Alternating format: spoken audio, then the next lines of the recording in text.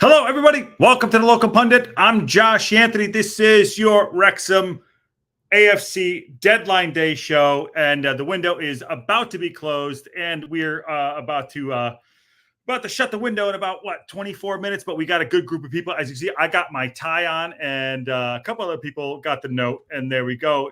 Bringing in the crew here. There we go. Last minute adjustment here for the Deadline Day stuff. How about it? What are you gonna do? I love it. There we go. Let's go. Let's go. It's Deadline Day. We're all dressed to the nines, except for maybe Patty and Ken. They decided not to. But me and Josh are dressed to the nines, ready for Deadline Day. Let's move Dolby on. Let's get somebody else in. Let's do some crazy stuff in 20 minutes. I know. I mean, I don't have a collar, but it looks good. I looks like I'm a prostitute. Okay, there we go. Wow. There we go. I think you need to change the order, Josh, and put Aaron up the top, because that way you two are like back of house, Sean Harvey style, Humphrey Kerr style. Patty and I are like Steve Parkin, Phil Parkinson management style, and that's how it rolls. What is management? Do we have HR? I think Patty's probably the closest thing to HR. No. Not Al. No, she's no way. It's got to be Hip Karma. Yeah, probably. Yeah, definitely. Hi guys, how are you? Our Deadline Day show. Window's about to close in about 23 minutes. What do you think? I'm happy. Yeah, I love it. Don't I look happy? You look Irishly happy. You look Irishly happy. There you go. Hello, gents. Awesome. Valchecki says, Aaron looks like he's going to sell me a car. No, it's a used car. It's not a car. It's a used car. He's definitely going to sell you a used car. Oh, my God. I'll sell. Hey, I could sell ketchup to a lady in a white dress. Let's go. Let's get you in this car today. Let's get Sam Dolby to Dundee United today. Yeah. We can make this happen. Awesome. Make it happen. Thanks for coming in. Yeah, I've since 2008, I think I've always wanted to do a Deadline Day show. So this is fantastic. And as we even know, but the gang is here. I got to give yeoman's work to Ken and Patty and Hip Karma and Marie from SoCal, just like putting me to sleep last night in a good way. It was just a nice rock in the cradle to sleep. I love it. Let's walk through the day's news. Ivan was in too. Ivan was in as well. He might come in later on today too. Yeah. But yeah, let's do it. What say you guys? I mean, I'm working on fumes here. So there you go. What do you make of the day's moves? Billy Dub's going out to Halifax Town. Maybe Dalby might be happening, and Bix is out, and we've got Mo Fowl in, and that's where we're at. So make it a very really relaxed closing day show. There you go. Yes. Yeah, I'm excited. I'm happy. I think we've had a great window. If we can get Dolby out the door, that'd be great for him. I think get him hopefully he can get over there and play. I didn't see him going there. That's kind of a surprising move to the Scottish Prem. To the Scottish Prem. Dundee United, Dundee United, and they're playing well. They're not like they won a couple games, so they're no slouch over there. So, this ought to be interesting. They just got promoted back into the Scottish Prem this season. I think they're out for one season, but they're back into the Prem. So it's an interesting move for sure. Bruce McFarland said a pre-loved car. I love it too. I absolutely love it. Welsh is sold $9.99 down payments and 99 monthly payments for $9.99 a month. Yeah, absolutely. Yeah. I mean, used cars are great. Just don't read the fine print. Do not read the fine print. No. You don't want that. You don't want none of that. I don't. Are you on? I think Ken's on mute or no? Ken, you muted? No, I was. Sorry. I just. Yeah. Okay. Did you ask me a question? Never. I would never ask you a question. No, okay. It is on you though. Let's call you out real quick. We're gonna do it before we get into everything else. What happened? Where's your boys? Where's your dudes that didn't show up today? Happy hanging. I hate throwing people under the bus. Is it me? You can't throw me under the bus. You already threw me under the bus. I'm not throwing you under the bus, but I've literally got a thread here, which has other way, yeah, which has the conversation between the Up the Podcast guys and their production manager and me, talking about coming on the show. and saying like, and I even offered to put Josh on their show for cross promotion so that they could, build their channel, get some interest in their channel. They Put me up, declined Brock. that. Yep, they declined that. They said they obviously didn't think Josh was pretty enough. But they did say they would come on the show, and that's great. And then I didn't get that. Sorry, they didn't want me on their show. Well, I mean, take a look in the mirror, Josh. You can't even do up a tie. I'll try it. But anyway, yeah. In all seriousness, like that was that. Then they ghosted. Didn't come back to us to get going, and so be it. Like the games tonight. We just want to have those roundtable conversations with our opposition. So this is a message to everybody out there from every other team. If you do watch this video and you do want to come on and have a chat, we don't bite. We love to hear your opinion. James from Reading Away FC days was fantastic for the Reading match and a really, really knowledgeable guy. And we really want to do that with all teams going into the season. So on me, because they bailed, Josh took some ownership because he reckons he should have been doing more, but definitely not Josh's fault. I feel like I did absolutely everything I could. They said they would come on and then they disappeared. Yeah. So that has just made me even more invested in us winning this match. Yeah. Should I bring up their notes? And Patty, by the way, Ken, you did do yeoman's work for sure. You didn't stuff, but Patty had some good notes. By the way, ghosted, yes, and it is hard being Superman. Absolutely hip karma. But Patty did have some notes that I was trying to eloquently fumble through, but he can obviously share better than I could. And then we can talk about some other things. Pat, did you want to talk about one thing they brought up? And now that they're not here to talk about themselves, and who gives you know what I mean? Patty, about the away end stuff. Yeah, you had good notes. You want to bring those up and explain them better than I did earlier today? Yeah. By the way, I could tie a tie. My God. I just have them as images. Can you pull them up? Or okay.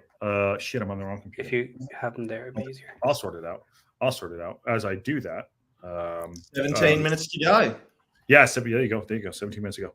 I'll do it in a second. 1 second here. What do you think about Billy Dub going out? Happy. Very happy. What do you think, Aaron? Billy Waters. Yep. Yeah. I'm glad that deal got done. Wish it was a full season loan. I'm guessing half season was all they could get. Same with Jake Bickerstaff. Sorry, I'm just trying to check and see what else. See if there's any updates on Dolby. I'm not seeing anything yet. Yeah. Keep the Dolby update, and then later on we'll get into our window here. Sorry, too. Hold on 1 second. There we go. Let me get Brandon out here too. There you go. Well, so far it's gone exactly how I thought it would in terms of who would go. Not timing them. I'm not sort of saying got it perfect or anything, but so far I'm seeing us now. Comes down to I still think we're going to keep Boyle and Mendy, and I think Ford and Bolton are gone, which means 19, 20, 21, which means we've still got a spot if we get rid of all the players I think we're going to get rid of. But anyway, over to your stats, Shell. Okay, if you can see it clearly enough, this one is some stats on this season so far. Sorry, I was trying to zoom. Of course, I don't know how to do that. Fucking hell. This is what happens when I touch buttons. I'm trying to zoom. Patty, how do I zoom? Well, you have to go to the right one first. I think you've cancelled it. There we go. Sorry. There we go. Damn it. Yeah. Go ahead. There you go. Yeah. Okay. So this is an update for this season so far and away attendances for the first couple of matches. Stockport is in the lead with Wrexham second. Now, obviously, people have gone to different stadiums of different sizes. Peterborough is down in 17th with only 618 going to their away match. So I decided to check stadium capacity, to be fair, and run a percentage of the number of seats, because usually they give out about 10%. And that puts Wrexham on 12% of the capacity was sold by us. So not only are we getting our own tickets, we're getting extra tickets in those matches. And then Peterborough United sold 6% of their away tickets so far. So they haven't got an away following that's running around the country for them. So that's the first one there. Can you jump on to one of the others? Yep. Get the while I try and find it up. The Billy Waters is going to Halifax Town. That is Halifax Town. Yeah. 1 second. Share. Sorry, working without a net. Here we go. I don't mind the 6-month loans, actually. It was mentioned there a minute ago, because the idea is either you can just re-up them for the next 6 months, or you can move them to a different team. So if they're doing extremely well and you want to bring them up a league, and that's an option, then you can do that. Especially if you're sending them to the National League, then you can bring them back and put them in a League 2 team if they're doing really well. Yeah. So James Lee says, I'm from Texas. I like to talk shit regardless up there in town. And Andy wants to kick me out of the show. That's awesome. Thank you. They should have showed up if they wanted to defend themselves as Big E. Yep. And those guys are turds. He's still on X trolling with the same comment because he knows it has now wound people up. So he keeps posting the same thing over and over again. Yep. Okay, Doki Dog doing the post again. Yes, absolutely. Hey, listen, we talk on the field, so you know what? There we go. So here's the other one. Okay, so this one is League One average last season before we got promoted, and Peterborough ended up in 13th position for away attendance average at 896 tickets. So Shill, is that the amount of Peterborough fans that went to away matches? On average, yes. For the season. Right, got it. Okay, perfect. And they ended up 13th out of the league for their fans and numbers that travel. Now, that doesn't matter about your own stadium, obviously, because everybody visits all the same stadiums. So everybody has the opportunity to max that out if they want to travel. But they don't.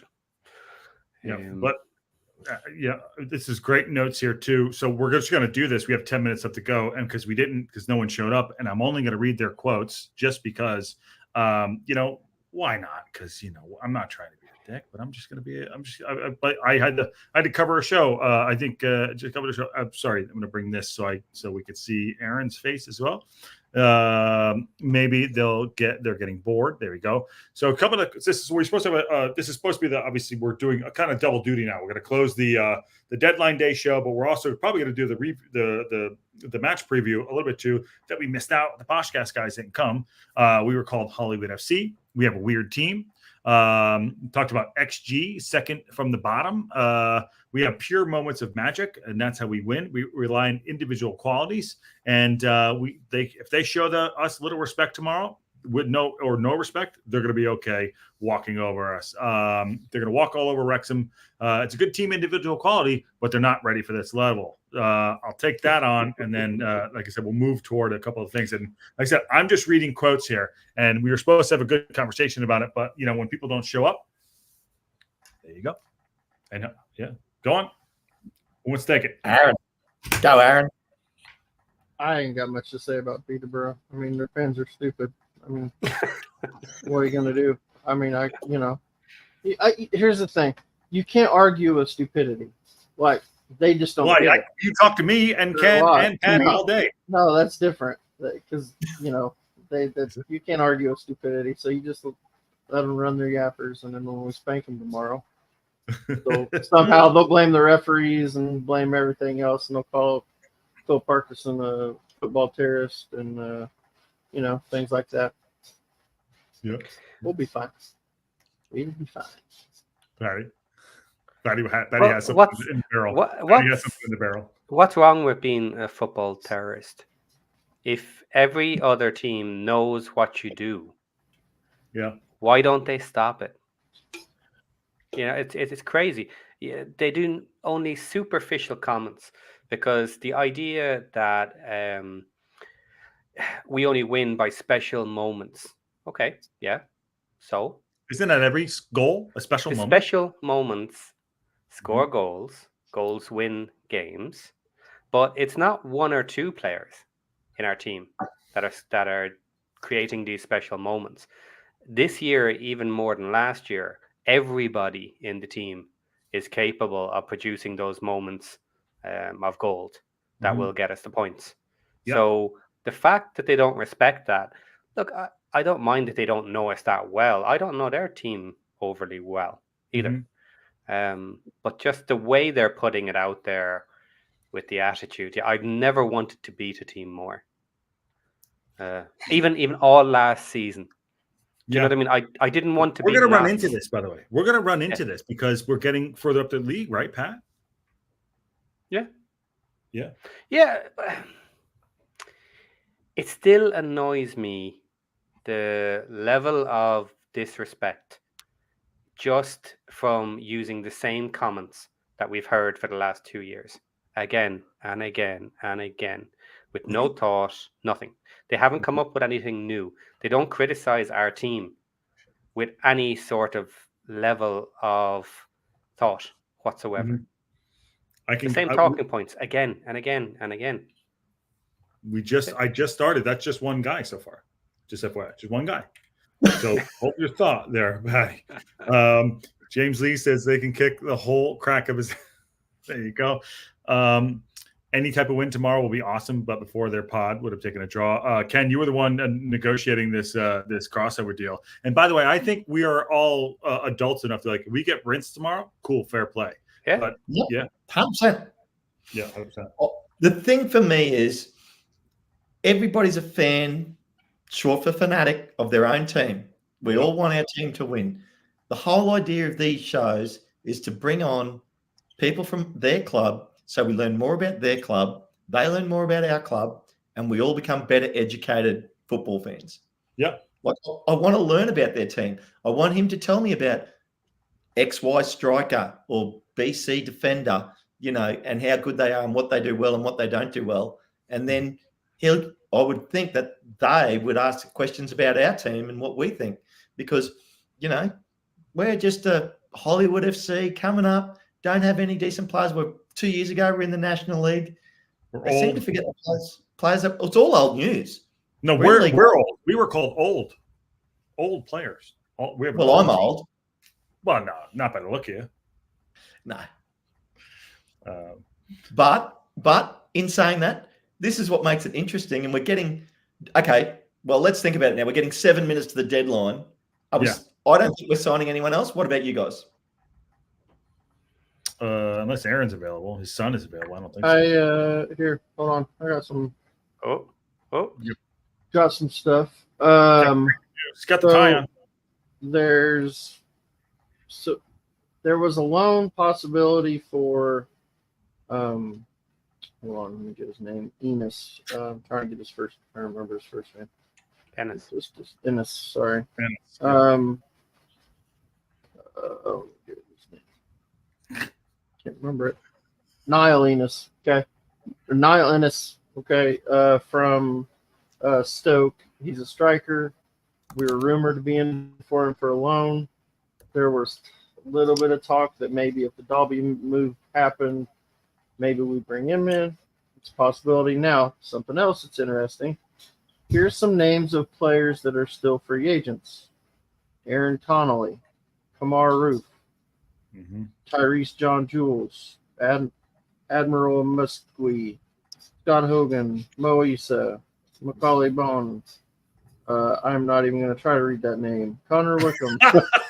It's like Wajiri Okanabibri, but lots of letters. Doesn't make sense. So, yeah, there's a lot of players. Those are all free agents. So those we can sign those players after tomorrow if they decided to bring another one in. So if we sent out, here's the thing: if we do loan out Dalby, that does open a spot. So, do we have an update on Dalby? I'm still waiting. I'm not seeing anything. It's our Jeff Shreves. We got our Jeff Shreves in the house here. Yeah. 5 minutes, right, Ken? There we go. 5 minutes. Yeah, 5 minutes to go. Oh, well, here we go. Yep, here we go. Here we go. Uh-oh. Sam Dalby on a season-long loan to Dundee United, confirmed by the club. Nice. Whoa. Whoa. Nice. Just Whoa. broke news. Just broke news. I just broke wind. What? No way. Wrexham AFC has confirmed it also. So that is a deal done. Hey, the guy is not full of shit. There we go. Oh my. I didn't put this tie on for nothing. I Okay, mean, I it's a came red prepared. tie. I'm ready. I was Called it- prepared and ready. Called I had it last night. I had the Dundee United notifications on. I was ready for that one. I was ready. I was primed and ready. Since So 2000 now that leaves room. So now we have an extra spot in the 22 where we've got 21 players. We have a spot for a free agent. Do we want to Look at bring a us. striker in? Well, not officially yet, Aaron. Like, because technically we've still got Ford, Bolton, Boyle, and Mendy. Yeah, and they all can stay. You guys had an extra one. We No, only that needed gets- to get rid of 2.2. No, Ken, that yeah, gets us 21. we went You guys through this counted on the Dobson Discord. twice. I had guys- Dobson twice on my list as well. So we're at 21. We have an extra. We have a free spot for a free agent. Did we just break news other Yes, than we win did. on this stupid show, like our Yes, we TLP did. show? Awesome. Okay. So let me read it out real quick. And Aaron is our Jeff Shreves, or our who's the guy in the morning that I like on Talk Sport? That's you. Wrexham AFC can confirm Sam Dalby has signed for a newly promoted Scottish Premier League side, Dundee United, on a season-long loan. 24 years old, 91 appearances. Voted. Who cares about that? Is there okay? Going on to says Wrexham manager Phil Parkinson said, I had a chat with Sam earlier in the summer and felt if we got another striker in, Mo Fowl, then the time would be right for Sam to go out and get some first-team foosball. He had several options in the EFL bullshit and the Scottish Premier League Premiership, and he decided to go to Dundee United. It's a great opportunity for him, and I'm sure he'll be a fantastic signing for them, which means hasta luego, hasta domingo. All Wrexham AFC would like to wish Sam and Dundee United the best for the season. That is probably just as big as the Mo Fall news. What say all of you? My days. That is huge. That is absolutely huge. Jeff Sterling. That's who it is. I think it's great. I think it's fantastic. I think it's good for Sam. Hopefully he gets some playing time. I don't think he just doesn't fit the way we play football. He does not fit our team. So I think it's good for him to get a move out. I have no idea what style they play. So that's You know what style they play? Great. You know what style they play? I don't know. Us. Not us. I don't know. So Sam's out. So nobody can blame Sam for anything anymore. He's gone. Boys, 2 minutes ago, 3 minutes ago, that happened. You can't say Parky didn't give Dolby enough chances. No, he definitely did. He definitely did. And Ken was all over to having to be good this summer. He's like, let's believe in Dolby. He said it several times, didn't you, Ken? Patty too. Yeah, absolutely. Like, and I had no problems getting rid of him. Even after get all those chances. But if I'm just going to quickly do my count, Patty, and you tell me where I'm wrong. Lewis Brunt. So I'm going to go through to count my 22. Lewis Brunt 1, Cleworth 2, O'Connell 3, Scar 4, Tom O'Connor 5, James McLean 6, Andy Cannon 7, George Evans 8, George Dobson 9, Ollie Rathbone 10, Revan 11, or is he under 21? He's under 21. That's where I've missed it. Okay, so you're right. We still have a spot. Happy to be wrong. First time for everything, right? No. When was it? Millionth time. Yeah. Patty, what say you? I have the list updated if we want to put it up. Okay. Shoot, you want So to that means we can still keep Boyle, Mendy, Ford, Bolton, and still sign another player. Mm-hmm. Yep. Bruce McFarlane says, is this a full year loan? Yes, it is. Sorry to interrupt you. I'm over the moon right now, guys. What a great effing window. Look on the thumbnail. What a great window. Oh, my God. Kim says 91 appearances, 13 goals. How many league goals? Great shot. I have no idea. Yeah. I am very surprised that the 3 that left are all forwards. That But does surprise me. But Patty, we were always saying, and we said our problem was up front. For the fact of the matter is, we had players, but not the right players. You know what I mean? Yeah. But I'm surprised we got it done. So I think it's more. Yeah. Right. I'm happy with it. I've no issues with it. Yeah. I just didn't think it would happen. I didn't believe it would happen, and I don't think Dalby necessarily needs to be replaced. One of the reasons for that is, if we recall, our new boy Oliver Rathbone, he played up front for a match. Second striker. Yeah. He was a striker. Yeah. So if Parkey feels he can be a striker, even a part-time striker, that's another player available. Should it be needed? Should we hit a couple of injuries? So I think maybe he's comfortable that we can change things up, move things around if needed. If needed. William Bowe says, will the next player be announced? So if we think it's going to be Josh Adam, he's a free agent, correct, gents? Yes. Yep. Okay, so that could be in the next. It doesn't have to be tonight, because obviously window just closed. By the way, thanks all for coming in on the Local Pundit. This is our first deadline day show. Amazing. How about this? I love it. This is great. But yes, if that happens, let's get the rules and regs on if we can sign the free agent. Let's talk about that in a little bit. And E says good for Dalby. And Mr. Wrexham just said my night shift got a bit better. Absolutely. Welsh Techie, Geraint. Perry. Great. Yep.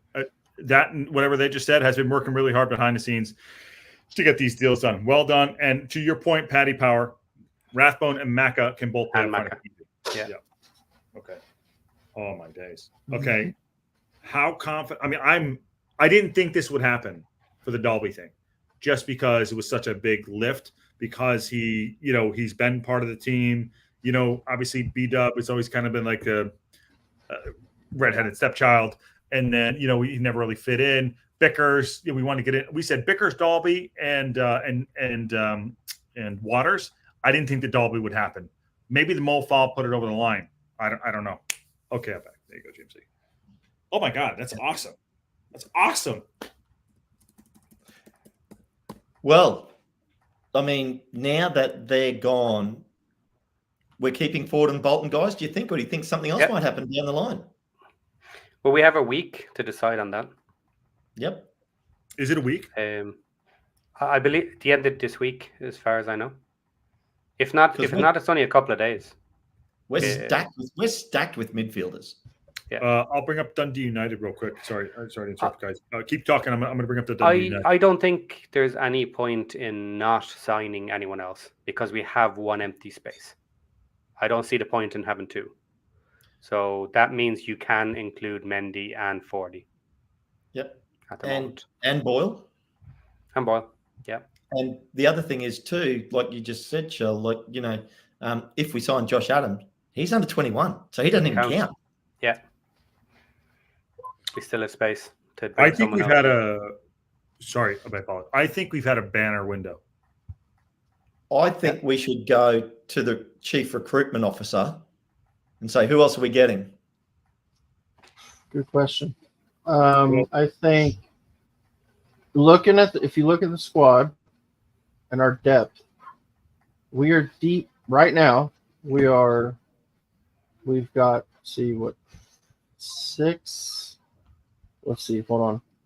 five or six wing backs right now, and 2 or 3 that can play both sides.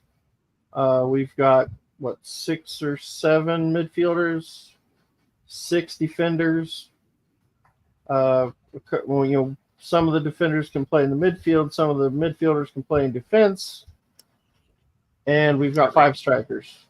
Okay, so let's start going through them then. Let's hit the defense first. All right. Okay. So here we have it. The goalkeepers don't count. I have Josh Adam at the bottom because maybe he'll come in, maybe he won't. We'll see. So in defense, we have Owen O'Connell, Max Clewert, Will Boyle, Jacob Mendy, Lewis Brunt, Dan Scarr, Aaron James, and Harry Dean. Well, Aaron hold James on. and If Dean you're obviously gonna are leave, youngsters. why are we? Okay, hold on. We're confusing things. Because why are we putting Mindy in with that group? because if that's you're gonna put Mindy with that group, then you should put all your wingbacks with that group. okay. Yeah, You got us all. You got me all confused. swap Don't them mess out with there. the red tie, Patty. You mess with the red tie, you get the horns. You know that. And what about Tom O'Connor? Do you count him as a? Well, I would count him as a defender. Yeah, more he's a than defender. Yeah. He's starting defender. So to me, we've got 6 starting central defenders. So that would be Okay. what you were just going through.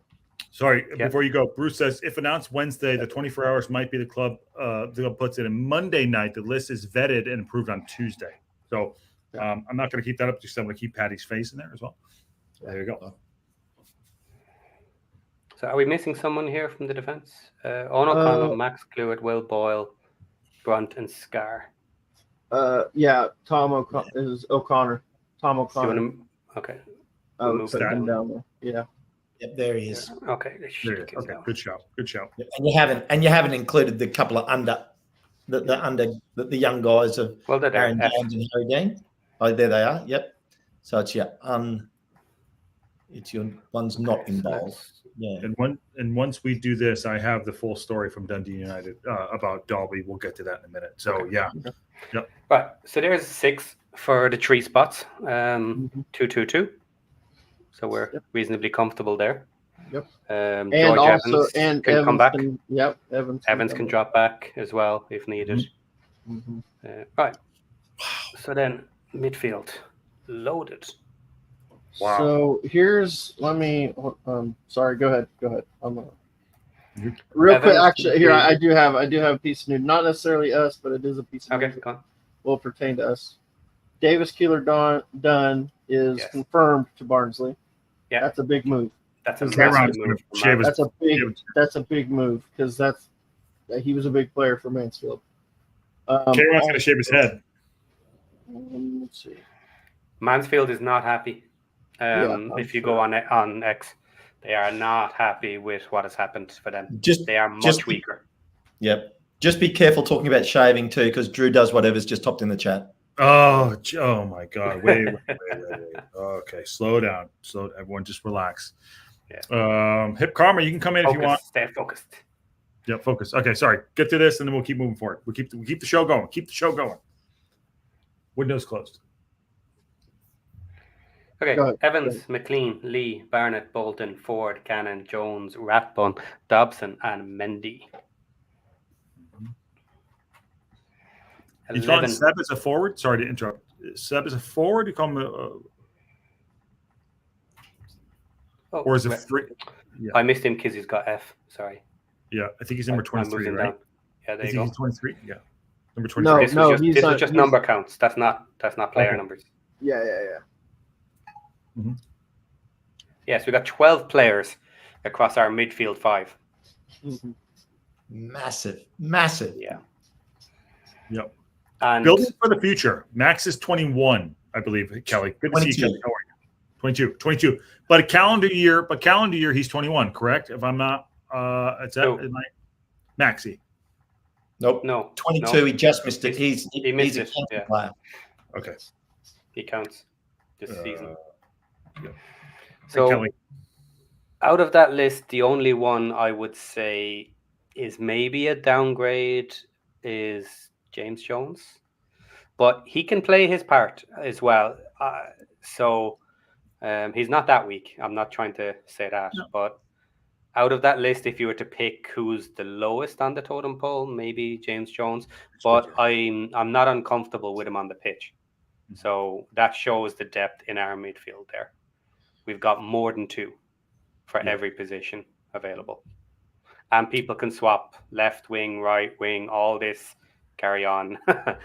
Rev can play both sides. Yeah. It's a deep squad. That's a deep midfield. Absolutely.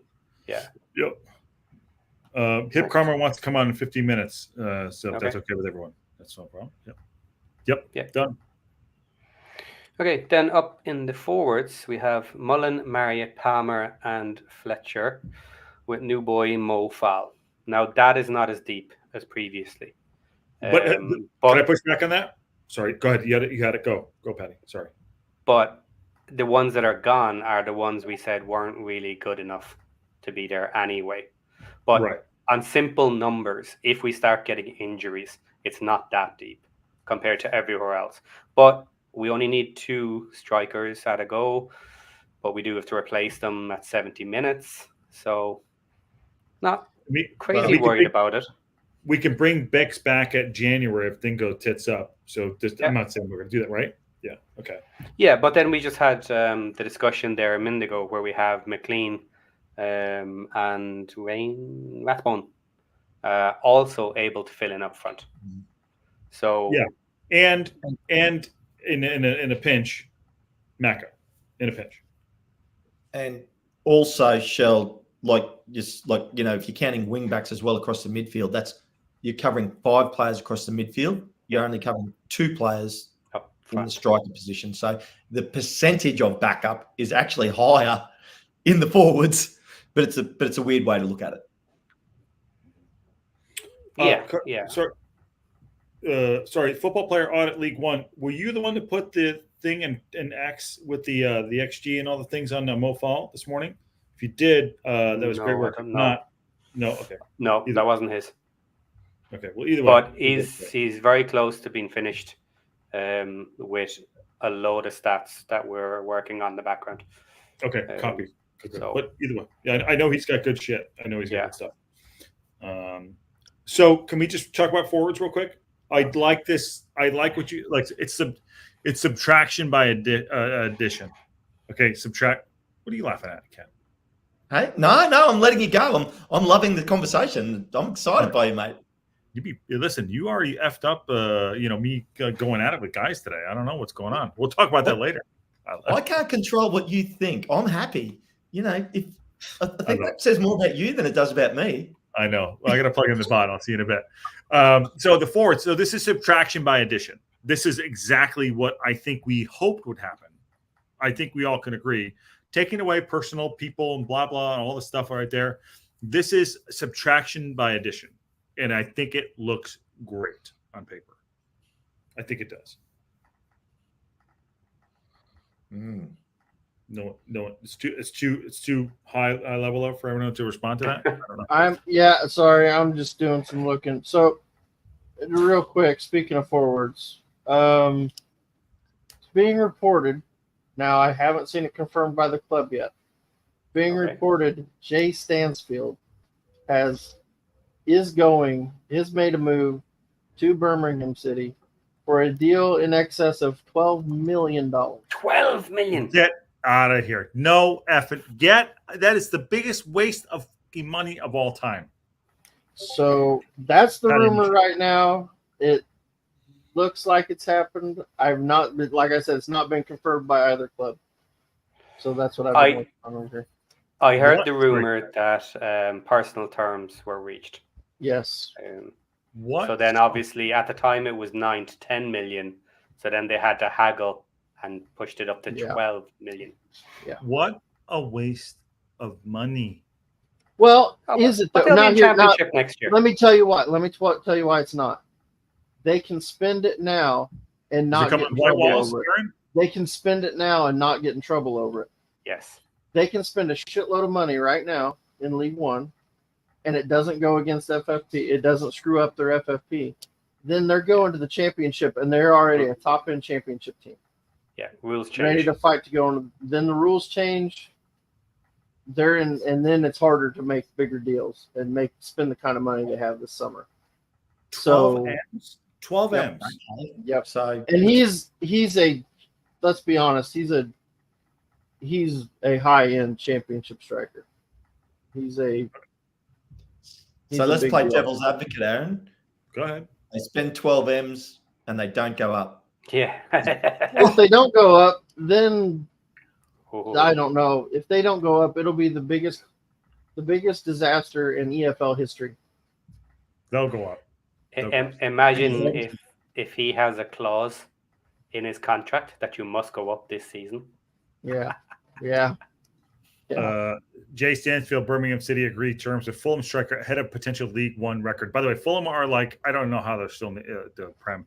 Jay Stansfield scored 13 goals in 37 appearances on a loan spell at Birmingham City last season. Okay, so he already was there. Fair play. Fair enough.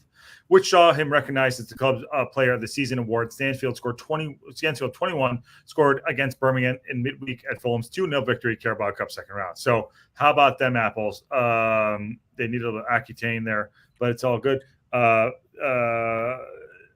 Okay, that's probably going to happen. Okay, fair enough. So here we go. I've got one for you. So right now, just this window. So going into this window, the top 5 signings in League One, the record signings, were Will Grigg for just a little under $4 million, John Brayford at $2 million, Nathan Broadhead 1.5, George Hurst at 1.5, and Mo Issa at 1.3 million. Okay, that was going into this window. Now, after this window, assuming this deal goes off, you got Jay Stansfield is now the top at 12 million, which is over three times the old record to Birmingham City. The second one is Willem Thor Williamson to Birmingham City for 5 million. Then you got Will Grigg. Then you got Christoph Klarer to Birmingham City is third, and then John Brayford under that. And I'm actually not. I think they may have one more in there. I need to go back and check their transfers. They may have a fourth in the top 5. So, what they've done this window is unbelievable. Tom Brady money. And they've got confirmed that they got Owada joins Birmingham from Celtic on loan. I think it's a loan. So Birmingham City is just what they're doing is never been seen. This has never happened. This has never been seen before. They're not going to be too happy when we beat them. I think we can beat them. So like, do you think, like, because I just said Tom Brady money, like obviously he's a part owner now of Birmingham. Is he taking do you think he has any involvement in this where he's gone, well, they paid so much money to bring me to the Tampa Bay Buccaneers and I want a ring. Why don't we do the same thing at Birmingham and win some leagues and go up? Yeah, I don't know what his involvement is. It's actually, they've said on some of the Birmingham podcasts that he has been involved, and especially on the athletic science stuff behind the scenes. He's got a team that worked with him, obviously, and it's working with their players now. So he's been involved at least in that. I don't know how much his money involvement is with the team. But they're owned by some sort of consortium, and then I think there's still some Chinese money involved too. I'm not sure. 79ers. Yeah. They have plans for a new stadium. Right. Yeah. Built, yeah. Which is 2 to 3 billion. Yeah. Would it be? Yeah. They plan on being the Premier League soon. So this is throwing. I'm going to get this wrong. Throwing bad money. Listen, I'm going to sound like a dick, and someone's going to say throwing bad money to try to make it happen. Someone knows a better quote than me. It's throwing bad. It's throwing bad money after good. Yeah. However, they haven't yet thrown the bad money. At the moment, in theory, they're on the front of this curve, which is technically this is the good money until they fail to get promoted. Then they'll throw more money, and that'll be the bad money. Yep. So they're on the start of this course. Yep. Now, if it works out, it's all good money. Right. So and we'll see.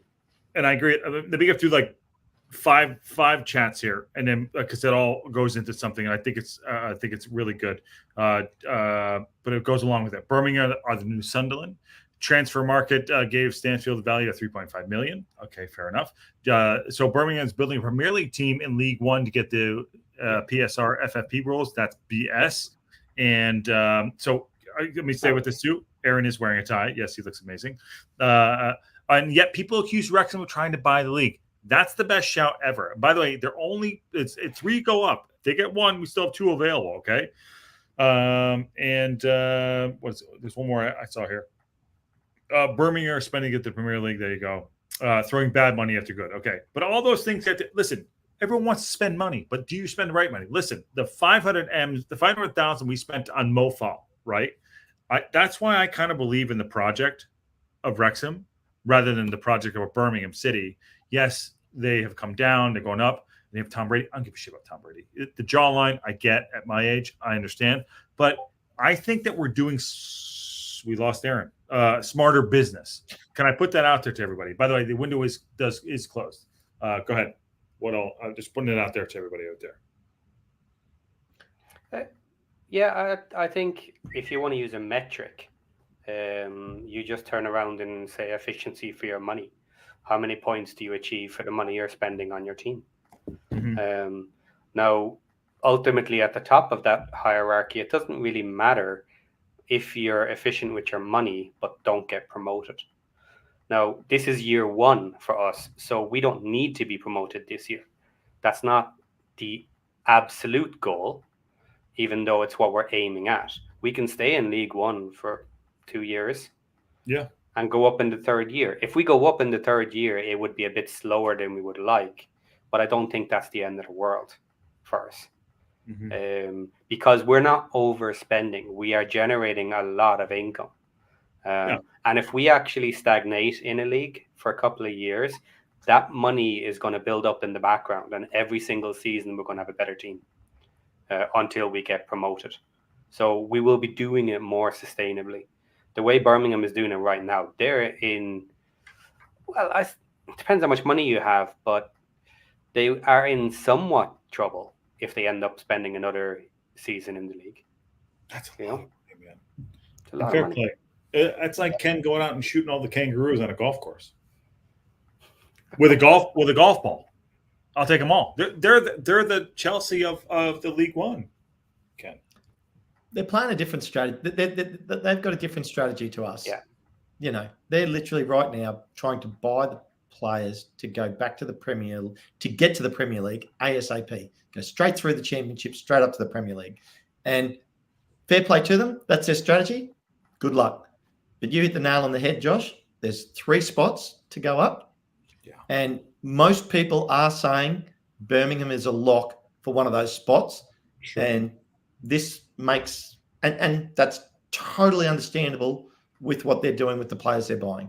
Now, money buying players doesn't guarantee success because the players have to gel, but they should have a strong enough team to still go up. But I'm very, very, very happy with the squad that we have brought together and the depth in it.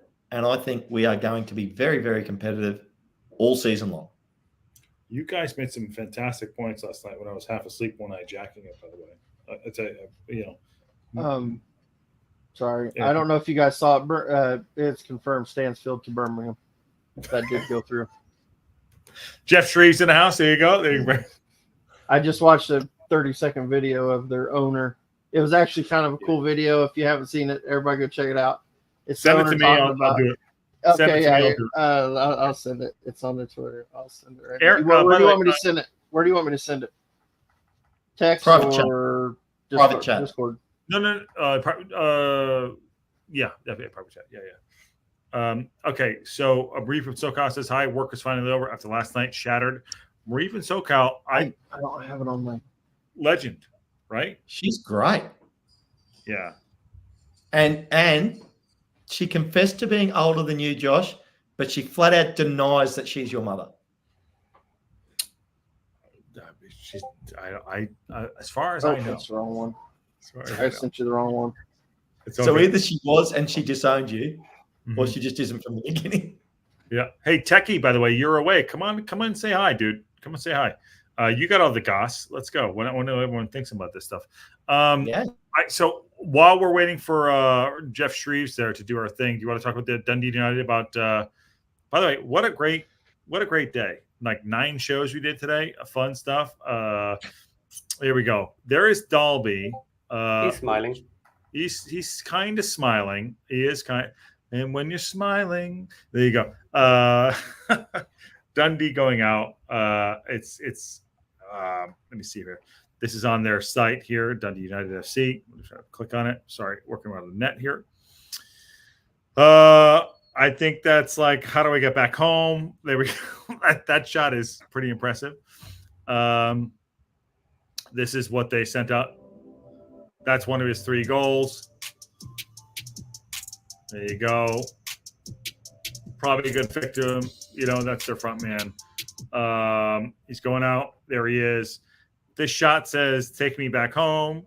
Yeah, Sam Dalby is gone to Dundee United. We wish him well. But it was, like I said, I'm so surprised. I will tell you this, guys and gals. I am so surprised we got all these players out. Holy shit. That's like of the biggest feat of all time. We unloaded, I'm going to use this word, and I don't mean it to, a little bit of deadwood. Please, guys and gals, tell me I'm wrong. But he's moving on, and I think it's a big deal. I think it's a big deal that we moved all these players out to move players so we can move forward. I think this really tells where we're going to be at moving forward. Confident striker. I mean, I don't know. Quinn Casino, we wish him the best of luck. So that's I think that's the biggest move of the day, other than Mo Fall. I don't know why. No. Wow, there we go. I'm not surprised we got rid of the players. I guess that's just a different mindset, but I'm very happy with the players that we've chosen to send out on loan. I'm surprised that we still have Anthony Ford and Luke Bolton on the roster at the moment. Really? Yeah. Update on the Birmingham City deal for Stansfield. Okay. I'm told it's a guaranteed $15 million plus a $5 million in add-ons and a 20% sell-on clause, and a $100,000 bonus if they are promoted to the championship. No way. Get That's out of here. what I just read. Do you know what? I would guess that this has to be true because it's so ridiculous that someone immediately had to leak it. Yeah. Fulham have confirmed that he is leaving. Is he that good? Aaron, just read it out again. Someone's just asked you to read it out again. Okay. Read it again. Okay. This is from Sam Dean. Okay. Whoever that is. Birmingham City have agreed an extraordinary fee with Fulham for Jay Stansfield. I'm told it's a guaranteed $15 million plus $5 million in add-ons, a 20% sell-on clause, and a $100,000 bonus if they're promoted to the championship. Where's the barrel? Where's the truck that's got all the cash in it? Where's the truck? Where's the barrel? What's a barrel? So, okay. Again, chasing bad money after good. Sorry, Patty, you said it better. Good money after bad. Good money after bad. I sent that video to you in the Discord, by the way, Josh. Okay, I got it. If you want to go, I don't know if anybody wants to watch it. Am I crazy? No, they're crazy. They're crazy. They're crazy. That's unbelievable. That is more. That would more than cover. Just the $15 million would more than cover our wages for the season for the whole team. Yeah. Martin just got his coffee. Yeah. Oh my God, that is insane. Hip Karma's in the house. How are you?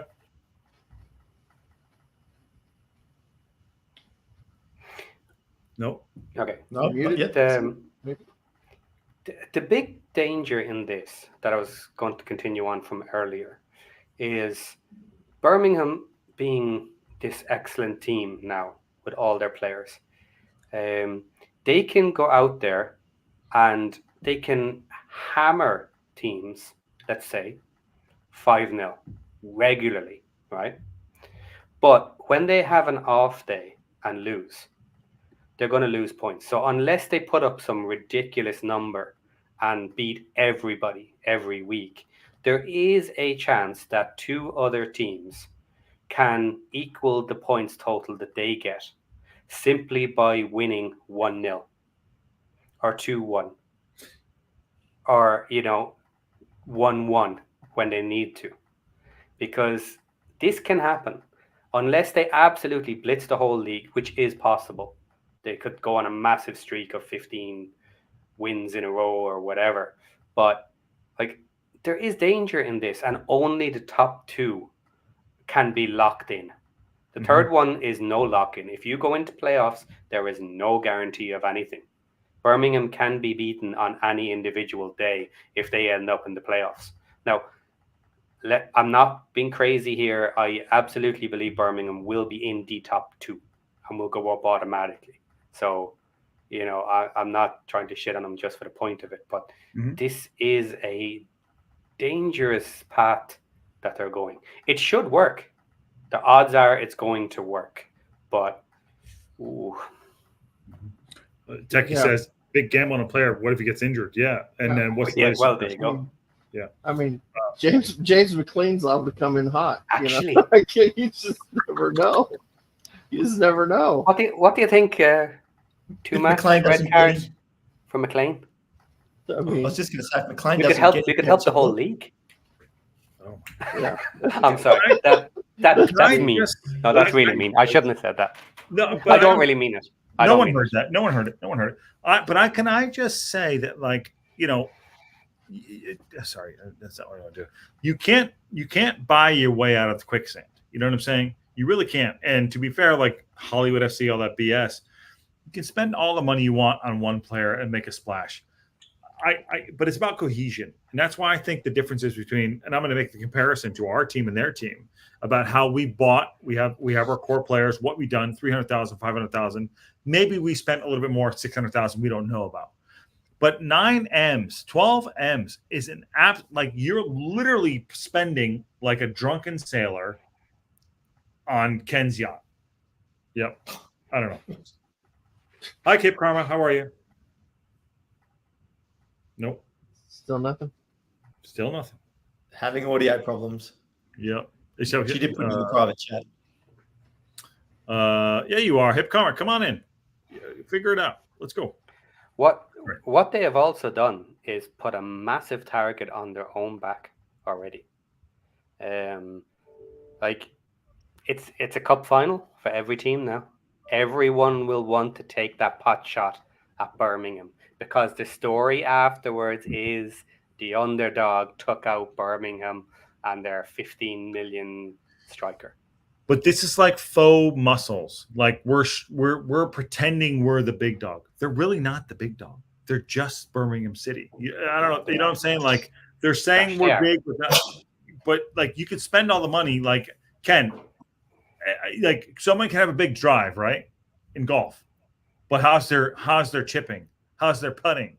You know what I mean? That's kind of how I look at this. I look at it with another angle as well. If you are the other 23 teams in the league and you truly believe that, they've got a way superior team, you go into their match and you sit back and you try and just get a 0-0 draw. Yeah. And, and then, okay, so let's use Peterborough, who we're playing tonight, as the example. Peterborough believe they can beat Wrexham. They come out and they attack and they play good, strong football, try and win the match. Yep. Then next week they play Birmingham and they go, well, these guys are going to finish top of the table and go up anyway. Let's just get a point. Let's just sit back, and then it makes it a lot harder for Birmingham to win those games in the style that Paddy's talking about. Yeah. Absolutely. Yeah. Like we've seen how hard it is for us to break teams down sometimes when they go into a low block and say, no, we're not playing. Yeah, we're not playing. Yeah. And if everybody decides to play that game with Birmingham, there could be a lot more losses in there for Birmingham than they might expect, because everybody will be playing counter football if they do that. So it's interesting. I'll be really interested to see. Every draw will be a loss for them, like you just said, Patty, for sure. Yeah. Like it. And Lexi says, and we know how our fans are better than their fans. Well, we always know that, true, for sure. Good, Lexi. And you can be a shit golfer, the best clubs in money can't buy. Yep. And Ken, not our Ken, but another Ken, who's cracking open beers. Goddamn, I'm so jealous. You guys know if Mo and Seb count on it? They do not. So the boys will take that. Go ahead. Yeah. Well, I'll quickly respond to the no beers. Yeah, it's 8:30 in the morning. So last night for the first thing with the Mofile, that was beer time, but not now. I've got a root beer. I got a root beer. Does that count? That count? I haven't seen A&W. You are definitely. My God, we got to get you. Internet. It's got my initials on it. A&W. It's my root beer. I'm not saying what the W stands for. Well done. Do you know what I'm thinking of doing? Go on. I'm thinking of doing a watch along for every Birmingham match. I'm serious. Well, I'm interested to actually see how well they play. Yep, and when they're able to hammer someone 5-0, and when they get screwed by a team doing this low block and they can't get through. All of this. It could be fun to watch them this season just to see. Maybe on the hope that they don't go up. That they end up in the playoffs. Now, I don't particularly want to meet them in the playoffs because I want to be in the playoffs too. So that's not necessarily something to wish for. Let them get promoted. So between you and Aaron, we have a Rotherham fan, and now we have a Birmingham fan. No, not a fan. Oh, I'll be doing the whole Schadenfreude. Absolutely. I'll be delighting in every time that they lose and draw. But I might do it. All right, so Sheldon's out. Anyway, I'm just kidding. Ken's a ball boy. Robert Galvin, new to the show, is it's throwing good money out after bad, basically wasting money on a foolish expectation of getting it back. Also, add bunch of trash. Yeah. Okay. So Hip Karma said, "I'll try one last time." Okay. Here's the thing to what Robert just said. The expectation of getting it back. You have to look at it. They are the people that own the club will be looking to sell the club at some point. So in their mind, they can make an investment now. I don't know what they paid for the club, but if they make the investment now and say they spend $50 million or whatever in the next couple of years, and then they're able to get up to the Premier League and then stay there, all of a sudden that's a $500 million team. Yeah, minimum. If they're top in, if they start getting, into the European competitions, maybe more than that. So and then all of a sudden they could sell and get their money back. Like that's how they would be looking at it. So that's a $2 billion stadium. It's crazy. Yeah, exactly. I mean, they're looking that to spend is money. Premier League. Simple. Yeah. What they're looking at is Premier League. Yeah. Are you with us, Hip Karma? I am. Hallelujah. Hello, Jen. Birmingham reminds me of nothing so much as us in National League a couple of seasons ago when everyone was saying, Parky's making a League One team. We're just National League. And they're doing exactly the same thing. So all I can say to them is, good luck, lads. Go for it. And there are 2 spaces left for us to go up. Yeah. I mean, truly, I am in no way jealous of them. They've done a dive. They've done a dive, and they have the window, from what I understand from you gents, they have a window now that they can do some serious purchasing. They can just flex that credit card and go, I'll have all of the goodies, and walk out and do a Julia Roberts in Pretty Woman going, big mistake, huge, and just go back on their way. You've just said that they have a stadium worth a ridiculous amount of money. So no, they haven't built it yet. Oh, they're planning. It's in the planning. Yeah. So my philosophy is there's enough space. Let them go and do their thing, and let people in the league worry about them and not us. because as long as we can continue to be perceived as the underdogs, that we don't really have to worry about them, awesome, in my opinion, because perception is such a great part of reality in their heads. Let them worry about Birmingham, not us. That's just Great my 2 shout. cents. Hey, Ivan. Hey, buddy. Hi, Hip Karma. Hello, everybody. Hey, guys. What's going on? I missed everything. What you doing online again? How many shows is that in the last 24 hours? 4, 5, maybe. That's his name. Yeah. What's going on? What's going on? This is how we do it. Transfer deadline day. There we go. Birmingham City has spent $12 million. Is that right, Sean? No. Are they in Premier League by chance, or what's going? 12 million. No. It's not even 12. Listen to this, Ivan. Listen to this, Ives. You ready? For Jay Stansfield, they just spent $15 million guaranteed, plus $5 million in add-ons and a 20% sell-on clause. Are they suicidal? Are they crazy? Are they drunk? Why? You don't. This sounds insane. Well, Sheldon's Irish. He's obviously drunk. There you go. So yeah. Hey. No, I mean, this is a sure way to ruin your club and pretty much everything around it. What are they doing? No idea. Well, you know what we did though. They're planning on being the risk is not worth the reward. Spending that kind of money trying to get promoted from League One. If something goes wrong, they are absolutely royally FUCK'd. Mm-hmm. Well, a question I would like to answer, and I'll answer it by watching them play in the next couple of months, is how much better than us and the top teams in the league are they for that money? Because are they literally going to be twice as good? Are they going to be 3 times as good?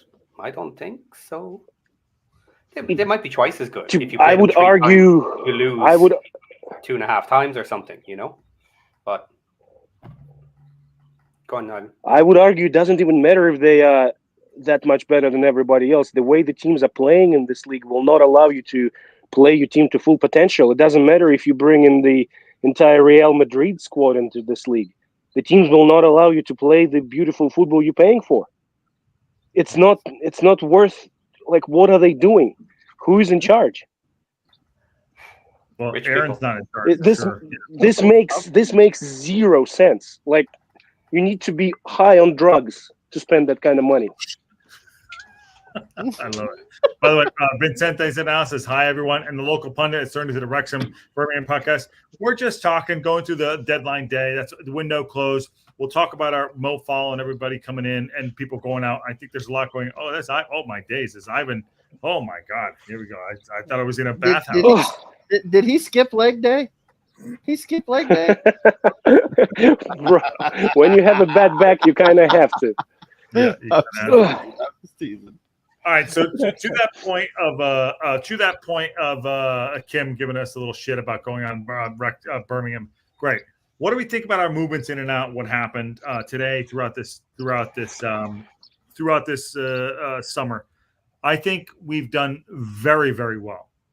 I think our spending is good. Not overspent. Not going over our skis at 15 M's. Jesus H. Getting players out.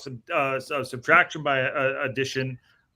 Overall, if we're going to do this, because it is a wrap-up show of the window closing deadline day, how do we feel? Because I feel awesome. Yeah, round the horn. I'm very happy with it. When you look at who's gone out and who's come in. Yep. Very happy. Yeah. One of the things we didn't mention is we have 3 new players we're very happy with. Mo Fall, Callum Edwards, and Sebastian Revan. And they're all free for this year as counting towards the 22, which is very good business. That is partly why we have such depth in our squad. And we have 1 extra space still available. And it will be filled.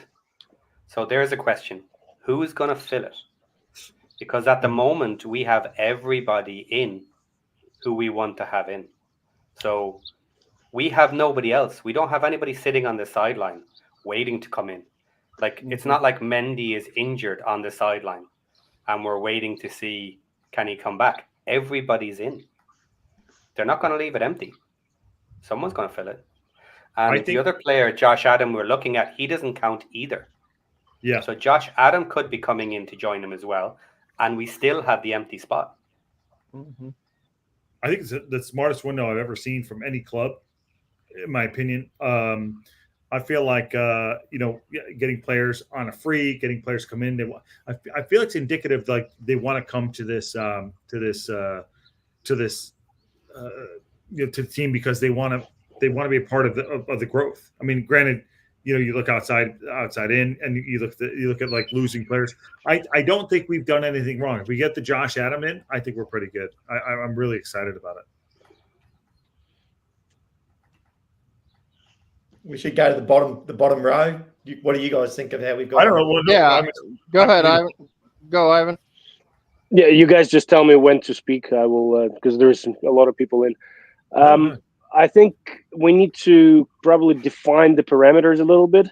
What is the goal for the season? Because we can only appreciate the success of the business and the trades depending on what we're trying to achieve. So, what's the overall consensus? What are we trying to do? We're going to go up. Let me give my honest opinion, and I think it's probably how the club's looking at it too. I think the way they're probably looking at it is this year's a free hit. Stay up, stay in a decent position, but this year's a free up. If we can go up, awesome, go up. I don't think they necessarily will be expecting it, but I think they've done enough business that they'll feel like there's an outside shot that we could get there. So I don't think there's going to be any fans upset if we finish one spot off the playoffs, or maybe just inside the playoffs, and then losing the first round of the playoff, or losing the playoff final. I don't think anybody will be upset. Everybody I feel like it'll be pretty positive. Now, if we barely avoid relegation, I think there might be some upset people.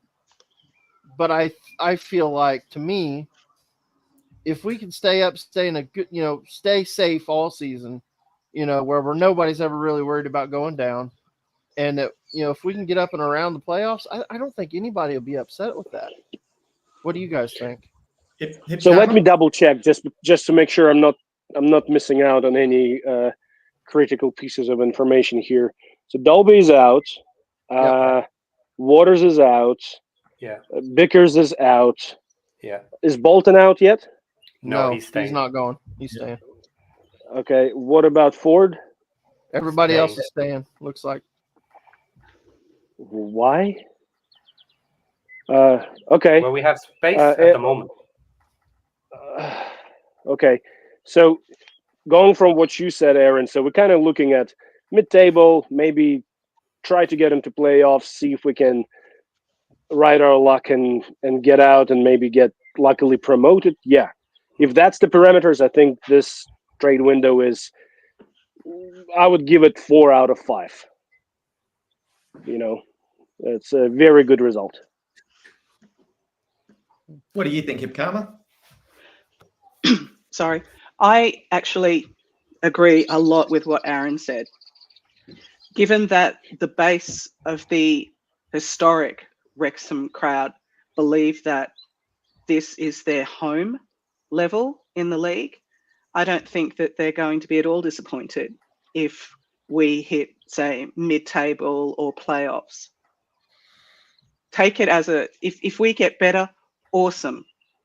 But that level will do well. Now, I understand that the narrative that they're going to be saying is we're pushing for promotion, and still, for the documentary's perspective, going to make a great story if there's a small reversal at this level.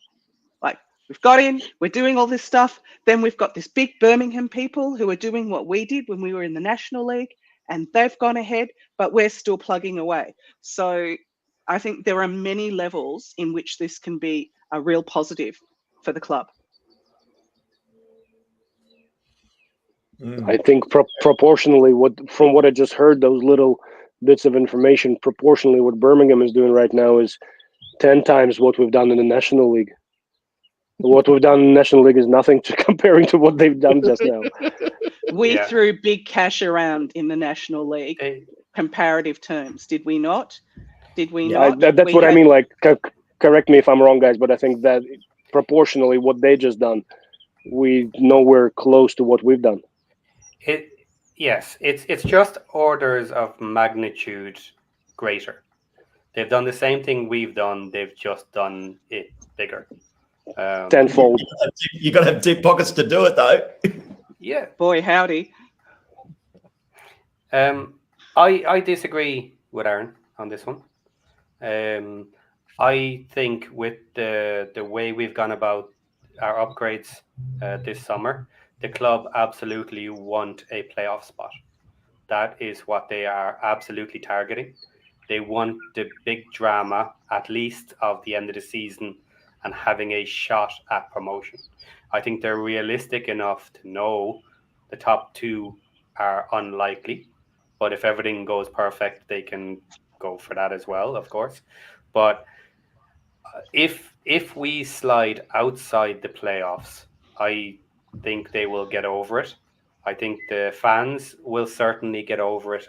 I don't think the fans are going to be giving such a hard time if we end up just outside playoffs. But with the business we've done this summer, we have to be challenging for a playoff spot. Big E's in the house. What's going on, Big E? How are you? Hey, what's up? How you doing? Say hi to Ivan and Hip Karma. I don't know if you ever met. Have you met them? No, I don't think so. Well, they're very important. How are you? Good to see you. Thank you. Nice to see you. Hello. Nice to meet you. Yeah.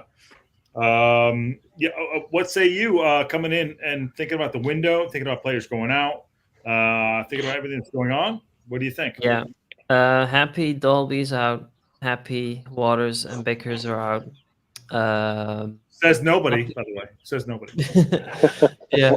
And I'm happy we signed. I'm very happy with Mo Fowl, to be honest. I was really hoping we would sign some young players to build on, to maybe get some movement going, some malleability, to maybe shape our play style too a little bit, to be a bit more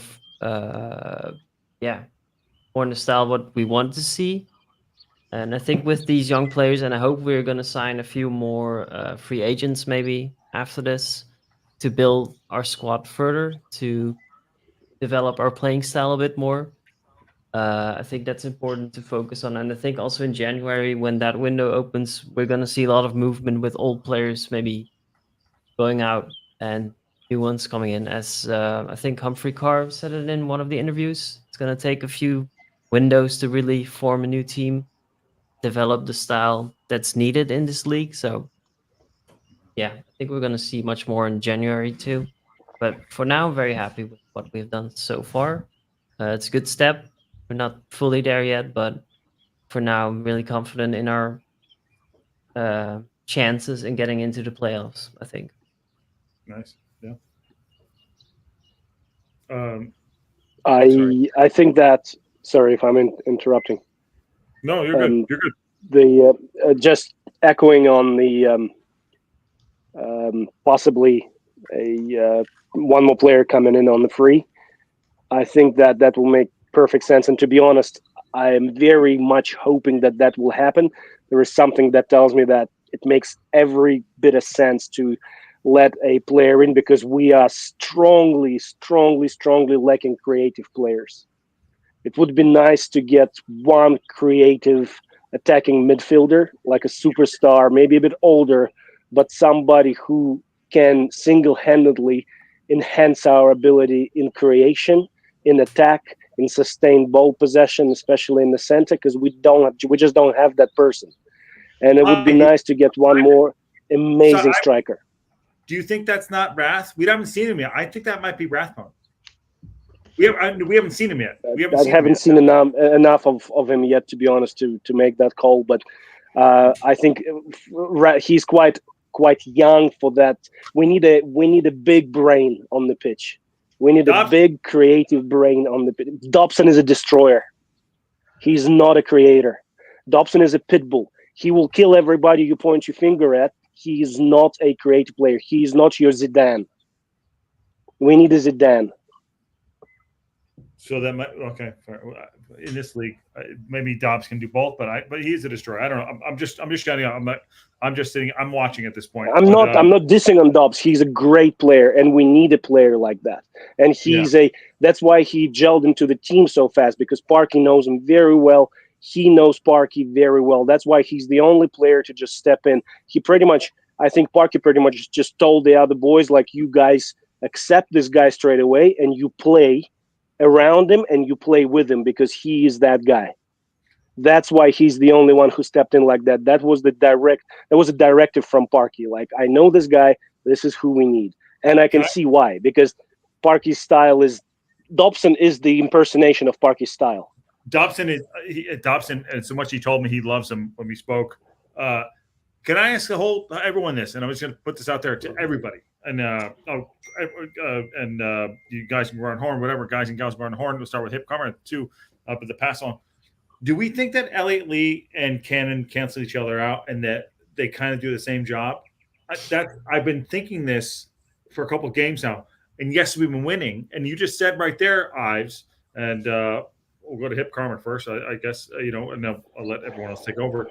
But do you think they cancel each other out, and maybe someone can do what Ivan is talking about to have that Zidane role? So that's my thoughts. I recognize that I'm looking at this through my perception, so I'm going to be biased, and that's fine. It's only my opinion anyway. I don't think that they cancel each other out.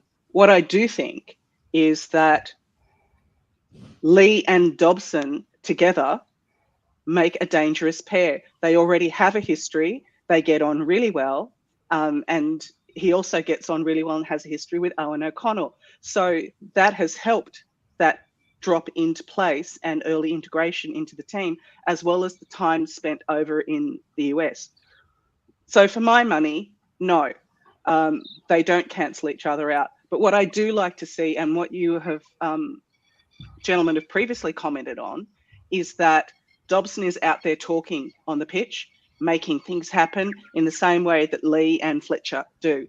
So for my money, at this point, he is exactly the kind of person that we need, and he does make things happen. Yes, he's an enforcer. Yes, he does that thing, but he also reads the pitch and helps people place. Mm-hmm. That's my 2 cents. I agree with Hip Comer with regards to that. Lee and Cannon do not cancel each other out.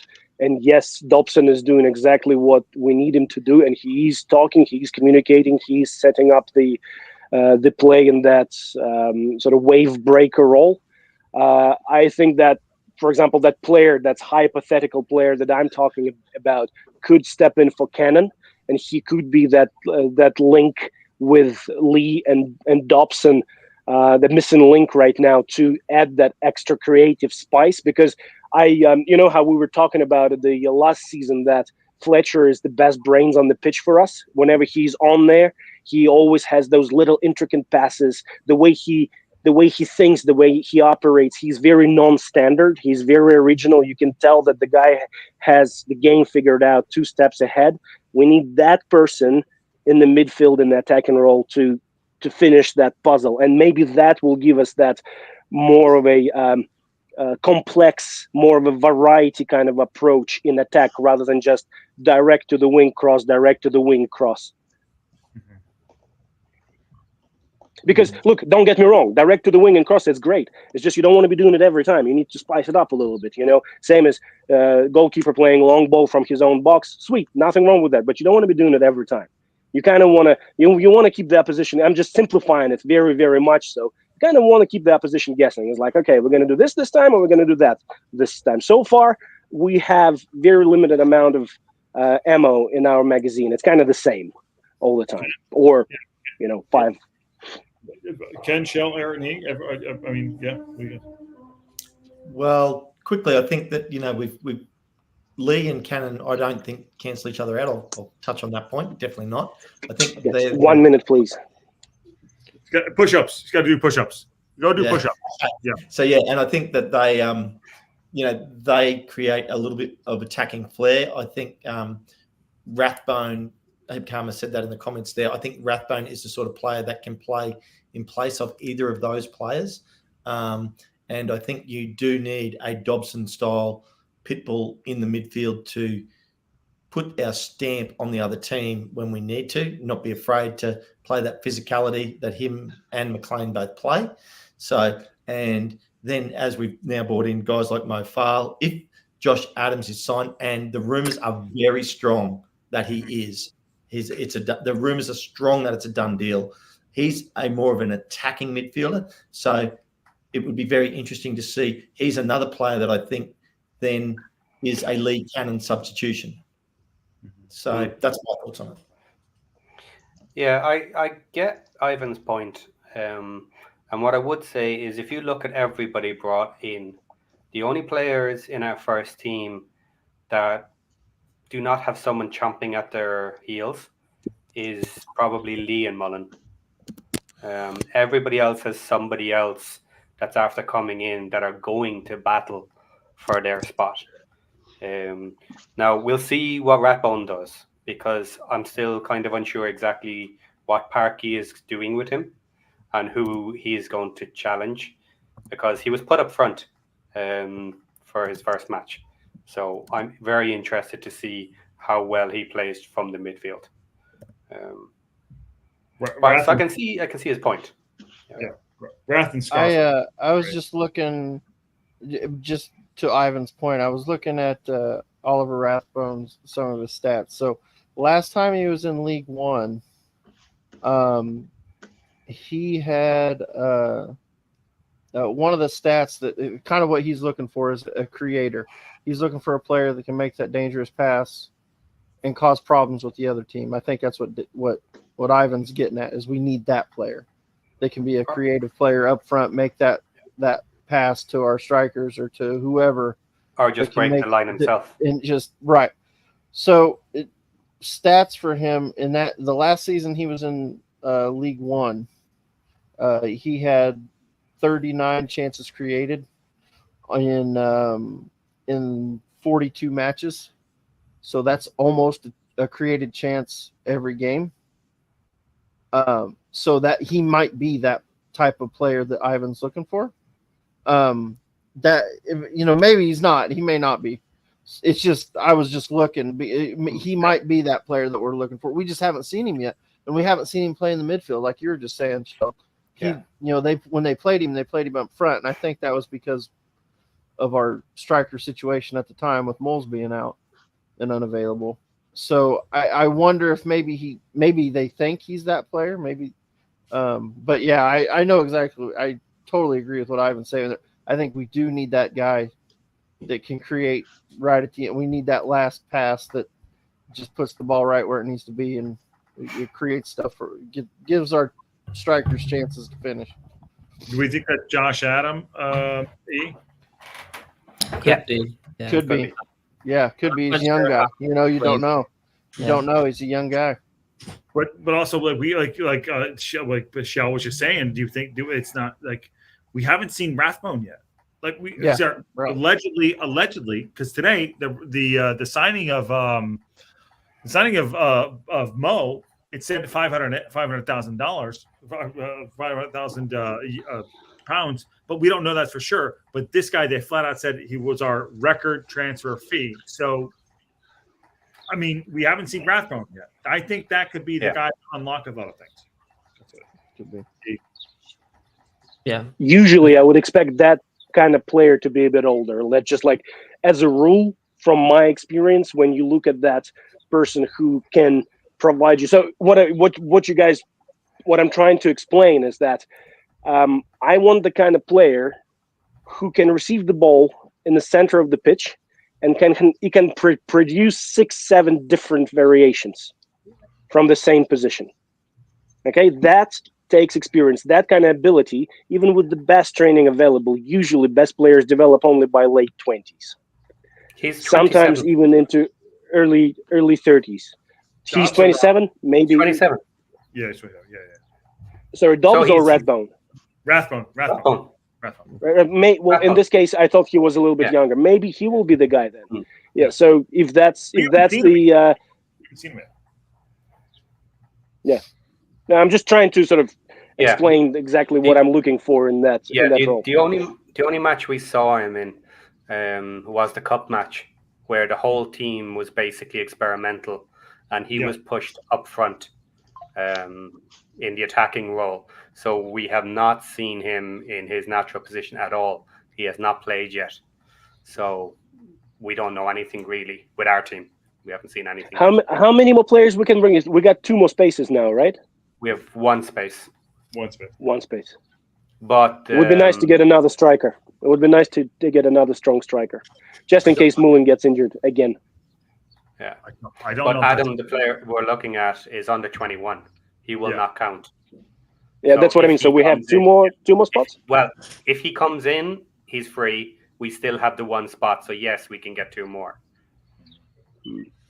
Which may open up for Mendy to stay in the squad. Hip Karma, do you think? Sorry. I know Ivan's contemplating there. Hip Karma, do you think we've done enough in the window so far? I think we've had an amazing window. Really, we have gotten rid of 3 strikers that we wish the best to, and I hope that they go and develop and be awesome elsewhere. I really do. Mm-hmm. But we have been saying for ages that we need to get rid of these strikers. We have gotten rid of them. We have brought in talent at every level, and we even have a great sub for AO that I really do want to see a little more on the pitch and in there getting active. I'm really keen to see what Rathbone has, and I've been nothing but impressed by Dobson. There's so much quality that's come in. There has been that skew back to younger now, and I think that can be done because Parky has decided to retain some of the elder statesmen to do that transfer across, like Fletcher and McLean. And so I really don't think we could have done much better. Looking at it from the perspective of building depth and doing it without flexing every credit card available. Hello, Birmingham. They robbed the bank. Credit card. They robbed multiple banks. They robbed the multiple banks. Yeah. They did. In Florida. So this is from my perspective, insane. It's been an awesome one. It's been an awesome window. We really could not have asked for more. We got essentially everything that we have been saying we wanted and more. Mm-hmm. So I'm just grateful for things like the serendipity of Dobson falling into our laps and such. It has been a good window. That's me. Yeah, no, it's been a great window. I agree too. Ken Burrell says another option is not to add Mendy to the squad until January, which I think is going to happen, in my opinion. That would open another spot up. And Bruce McFarland, this is kind of directed at Ken, because I heard him last night at 2:30 a.m. And then we'll get Ken and everyone else's thoughts, and that's Big E as well. Told you Mendy would stay.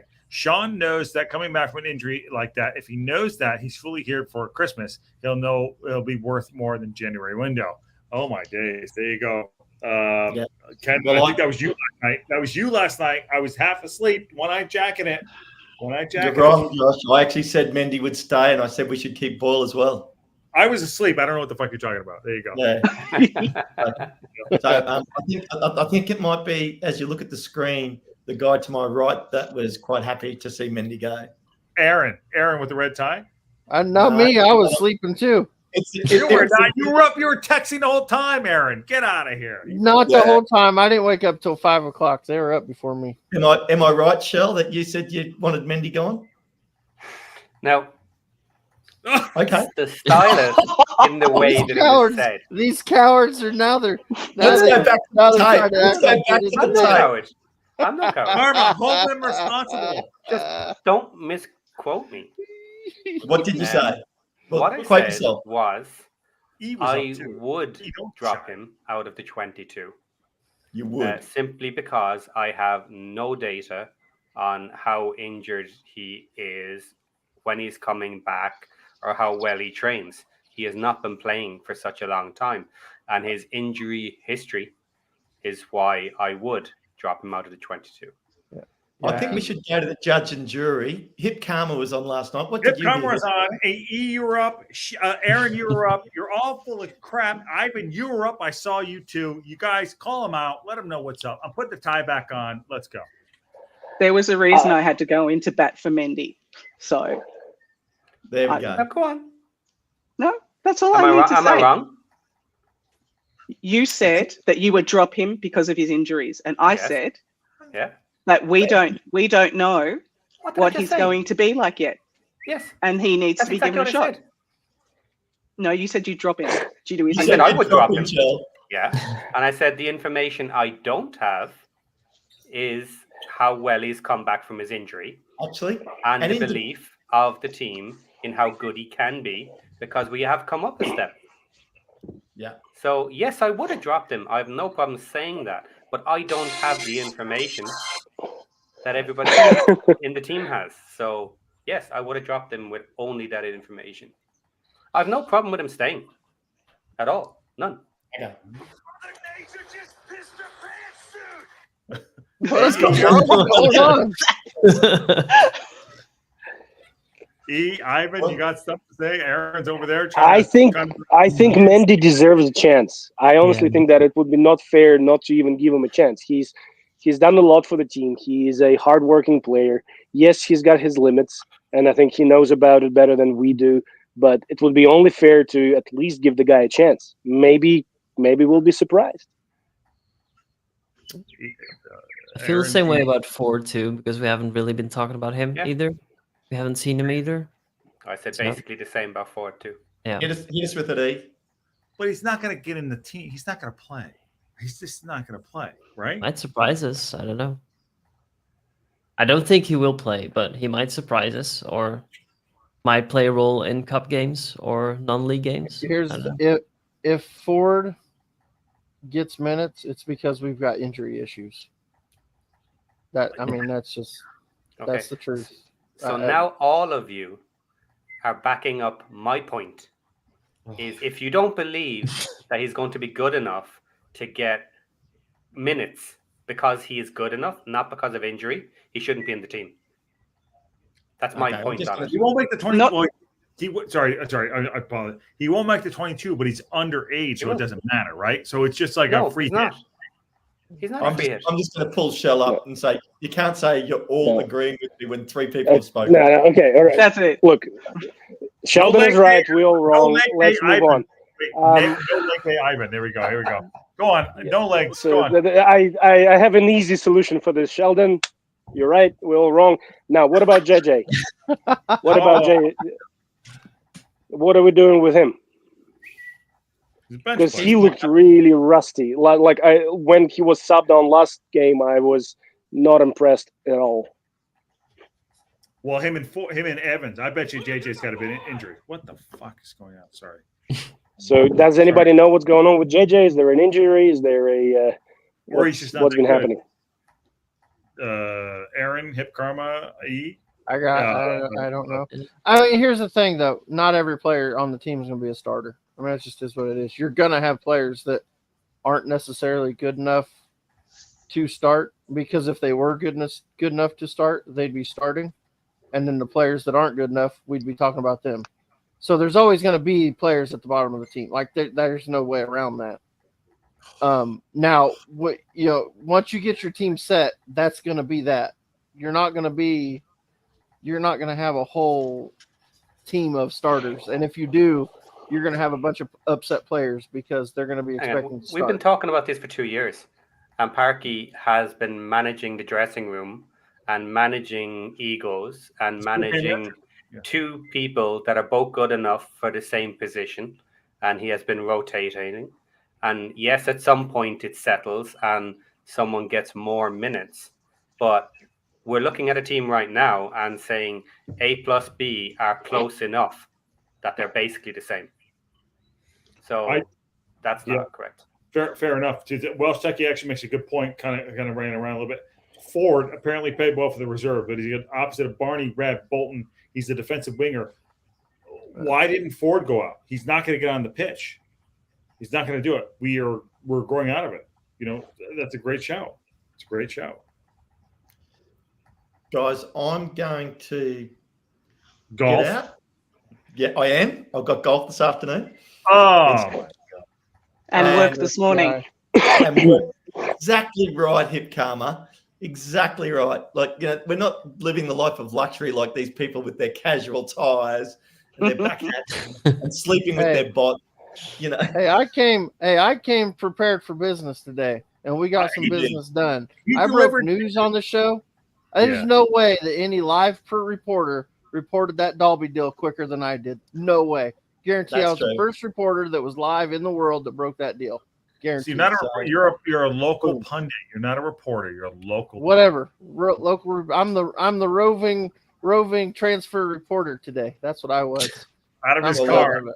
I love Well, it. look, props to you, Aaron. I'm just going to say, great transfer window, great deadline show. We've done great. Looking forward to the season. Guys, on that bombshell. See you in the morning. There you go. Later, Ken. Awesome. Yeah, Ken's gonna go hit a fucking 99 on his golf game. We miss him. Awesome. Let's all play. He's totally figuring.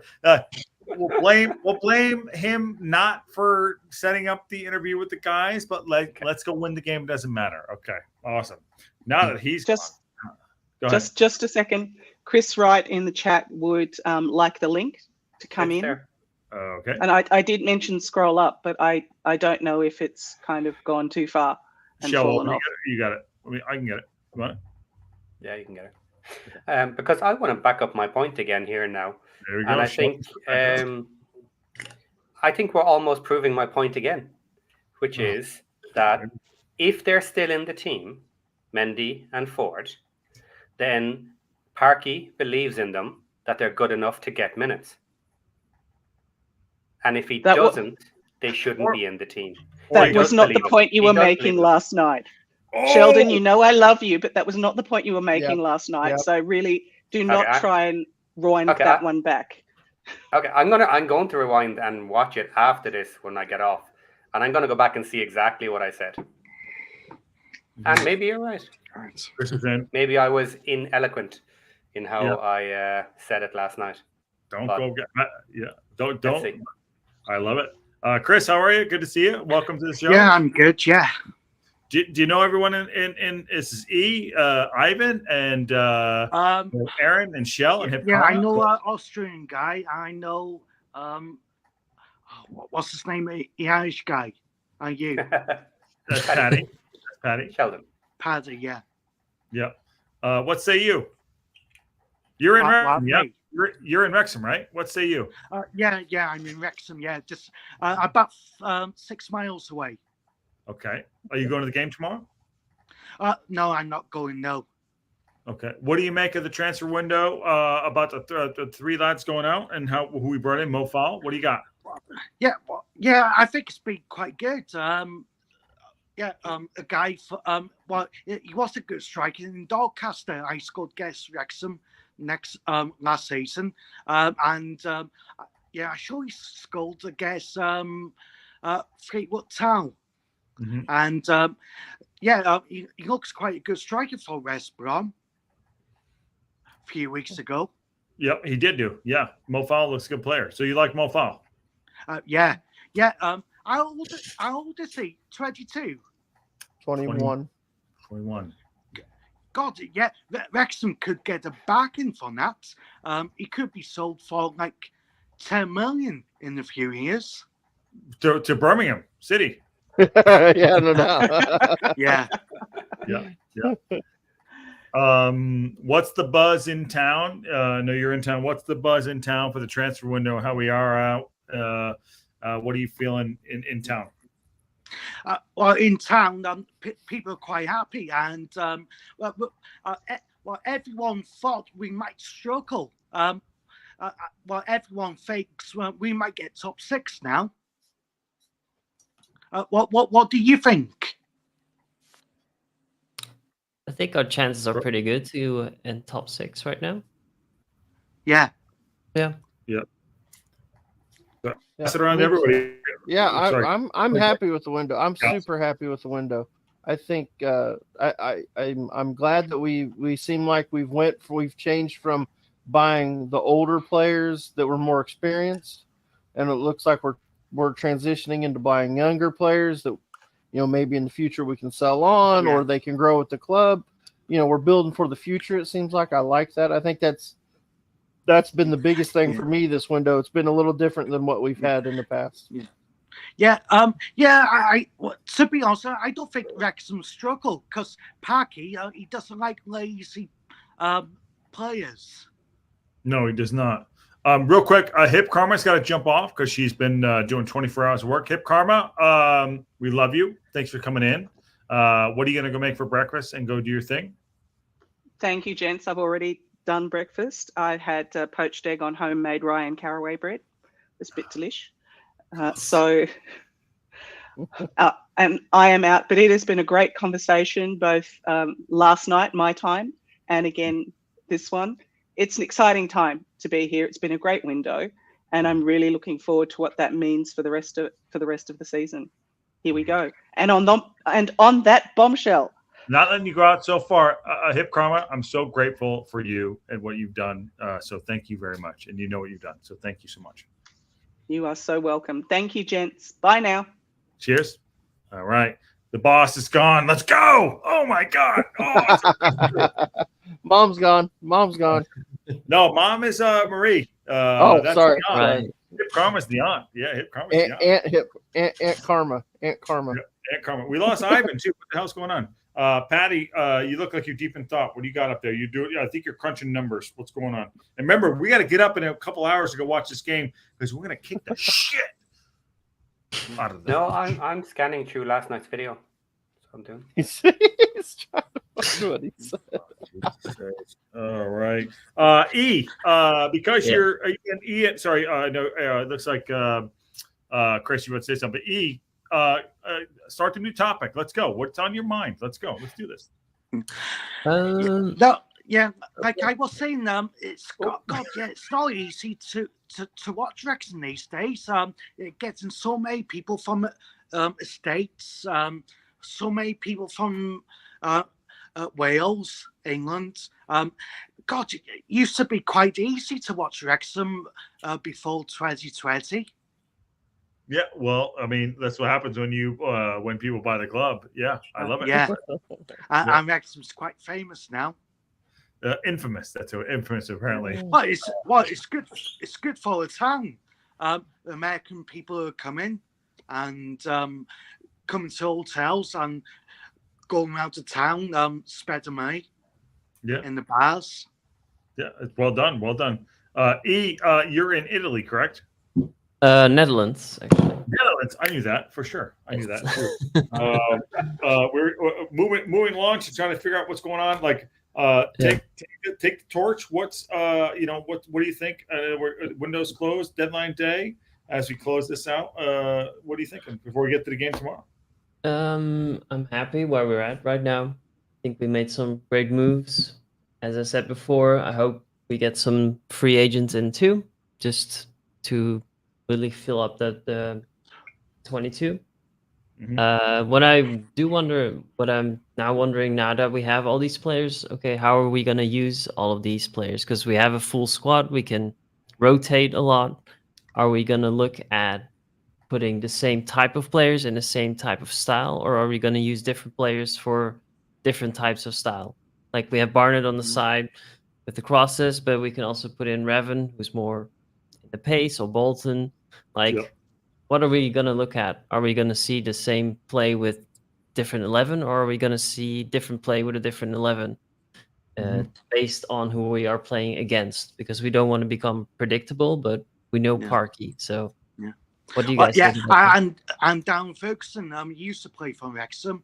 I think Darren Ferguson might be up for this. Yeah, I think so too. For sure. I think Wrexham could win 2-1. You think so? Who's your starting lineup? Well, me. I think I might put. I don't know. I'm not sure, to be honest. I think the same team from Reading team, but I'm not too sure. What you probably know better than me. What do you think can be a strongest team? I mean, up to Parky for tomorrow. It's quite hard. Yeah, it's going to be a hard one too. But quickly, as we wrap down here, we could do that in a second. Aaron's got to jump out. He's got to go do some dad things. Go out to dinner. Correct? You gonna wear the tie? Yeah. No way. No way. Tie's got to go. That was for deadline day only. Deadline's passed. I can take the tie off. We're good to go. We're good to go. Hey, you broke news tonight. You broke news. I broke news. I'm almost 100% positive that I was the first one to break the Dalby news live in the world. I almost guarantee it because I don't think many people were sitting there watching it, to be honest. Honestly, that's why we're here. We're growing our stuff. We're good too. Good stuff. In the morning, Aaron. Good stuff. Yes, I'll be on the game tomorrow. I will see you guys then. I'm predicting 2-1 to Wrexham. We're gonna get one, and they're gonna be upset, and I love it. So, all right. And on that bombshell, boom, he's out. Chris, quick starting 11 before you back around the horn. Yeah, sorry, I never heard that. Who's your starting 11, Chris? Me. I see. Yeah, I like Palmer up front. Yeah, I thought he might struggle in this season. But he looks quite good. He does. What do you think about Palmer? I think Palmer will start tomorrow. I think Palmer will start for sure. Yeah, and James McCarthy and yeah. But do you think Stephen Fletcher might come on the last 20 minutes? I think Mullen will come on. Yeah. Yeah. I think he'll come on earlier this time than last game. Yeah, give him an extra 5 or 10. Yeah, for sure. Yeah. Yeah. Chris, I know you're in town. Thanks for coming in. Come by tomorrow for the Wrexham reaction for the show if you're available. All right. All right. Thanks. No. On that, you got to do it on that bombshell. You got to do it. Oh yeah. You got to do it. Say it on that bombshell. You don't know the signing off, do you? Someone tell him. You got to say on. You got to say on that bombshell. All right. Oh, okay. On that bombshell. All right. I tried. I really did. I tried so much. Ivan's coming back in. Hold on. Chris, it's on that bombshell, and then we let you go. That's how it is. I love him. That's awesome. He's in town. He's doing his thing. He'll know next time. Chris, when you come in next time, let's go. Ivan, Shell, and Big E, what's going on, boys? Ivan's muted. Okay, they're muted. Yeah, he's back. You're back. Back. I'll free open chat. There we go. What's going on? Open chat. Go on, boys. That's awesome. That's great for live. Sorry, I'm kind of in and out a little bit. It's a bit busy. Okay, no, good. Lose the ties as well as checking. Can Let's you go, hear me? Magic Mike. Yeah, I got you. You're okay. Yeah, you're okay. Yeah, tomorrow, big game tomorrow. Ivan, I don't know if you saw some of the smack talking from the gents. I could read it to you if you want. But Big E, you haven't weighed up in it. And by the way, Shell, you haven't really talked back on it as well, have you? Yeah, I was quite upset about it the first time. Okay. I have tried to remain chill since. Okay, so Ivan, did you not hear? So we got ghosted tonight by the Up the Podcast. Poshcast. You want to hear some of their quotes, Big E and Ivan? Sure, go ahead. Ivan. Sorry, say it again, please. I'm a little bit patchy, the network. I'm saying, do you want to hear some of the quotes from the Poshcast folks for tomorrow's game? Are they the ones who are saying that they're gonna absolutely destroy us? Yeah, but I'll give you a little bit more for the response. I think. Okay, Patty, let's hear it. We're a weird team. Moments of magic. Rely on moments of individual qualities. We're going to shut them down, show them zero respect, and we'll walk all over Wrexham. Confident we're going to introduce them to League One, coming into their natural progression, and they're not selling out their away ends. not taking up extra tickets. Fans are becoming bored with Wrexham because they're bored with Hollywood FC. If their fans are bored with it, then their owners will be bored with it, and they won't continue on to the championship team. And so the little toy is going to be over. 4-0 clean sheet, 3-1 clean sheet, 5-1 Posh. You're going to smash them, and 1-1 and Reading are trash. That's why we drew with them. There we go. What say you boys before we wrap out of here? I'm going to give the statesman because first of Ivan, and then E. And then Sheldon, I think you already had your say a little bit, but I'd love to get your thought on that on the way out. From everything you just read, there was one thing that is, I guess, close to the truth, is that, yes, we do rely on moments of individual brilliance. That is true. The facts, everything else, pretty much everything else, is complete nonsense. They not look. I think that tomorrow both teams have equal chances of winning. To be honest, just like I said before, I think it will be 2-1 either way. So I do not expect the game to be very lopsided.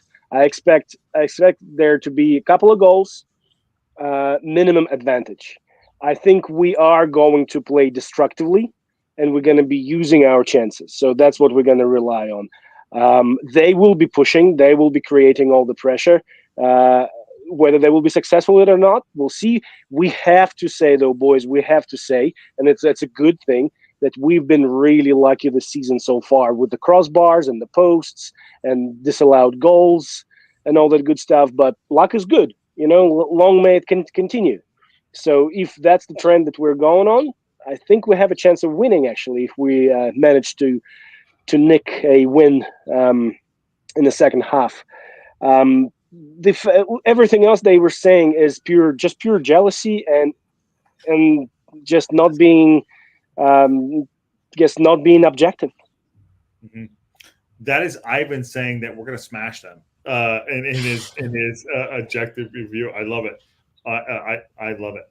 Ivan, good shout. E, taking on that, what you got from their confidence in going in from Hollywood FC? Yeah, I think it will be a tough game, but the things that they've been saying is just ridiculous. Sheldon has a lot to say about attendance numbers too, but yeah, with receipts, with confident receipts. receipts. I think that says enough. Those With numbers, proof. yeah. But I do agree that we might see a tough game with how they play. But then on the other hand, we might get some lucky chances or some brilliant moments. That's true. We rely on that sometimes. So yeah, I think we will win, but it will be a close game. So 2-1, I think, is fair for us. Yeah. Shell? Yeah, they're a good team. They're a dangerous team, and we're playing away. So realistically, I'm happy coming away with a draw. Yeah, same. So I'm trying not to be too negative about it. The stuff he said is just shite. What really bugged me was his big thing about you wouldn't take extra tickets, and that's why our whole team is falling apart, and our owners are walking away. I'm like, what are you on about? They can't even fill their own bloody stadium. Yeah, not selling their tickets to us. Not one match last season did they fill their stadium. And I had a look through it. Their lowest was like 4,000 in a 15,000-seater stadium. So he's complaining that we don't want extra tickets. We sold all our away tickets, and they can't sell their home tickets, so they want us to sell more. And I'm telling you what I'm waiting for. I'm waiting to see the attendance for this match, right? And I hope it's their biggest match of the season, because last year so many of the teams had their biggest attendance versus us, and I will laugh my ass off if this becomes the biggest attendance for them. And I bet you the first target is beating their biggest attendance from last year. and then we'll have to wait the rest of the year to see if it's their biggest attendance this year. But I think we can do it. Yep. I would love it. We beat them. Question. Walsh Checky says, if we do manage a result and performance tomorrow, like a 3-1 win, does that reinforce the thoughts that promotion is realistically possible? I think so. Too early to say. Well, Yeah, I always wait for 10 games. I always wait for 10 games. 10 games in, that's your first benchmark. It's just people are still settling in. You got teams that spend some insane amounts of money. Once those players are gelling, once the systems are rolling, it's a different competition. So first 10 games, that's the minimum I would wait for before making any calls whatsoever. So on that note, too, and a good shout right there, E and Sheldon. By the way, Sheldon, I love what you just said. FYI, I'm confidently just putting that down. I didn't hear it, but I heard it. Okay. I think there's going to be changes to the lineup tomorrow. I think Scar or Rev's going to come in. I don't think a Rathbone will come in, but I think Scar is going to come in tomorrow.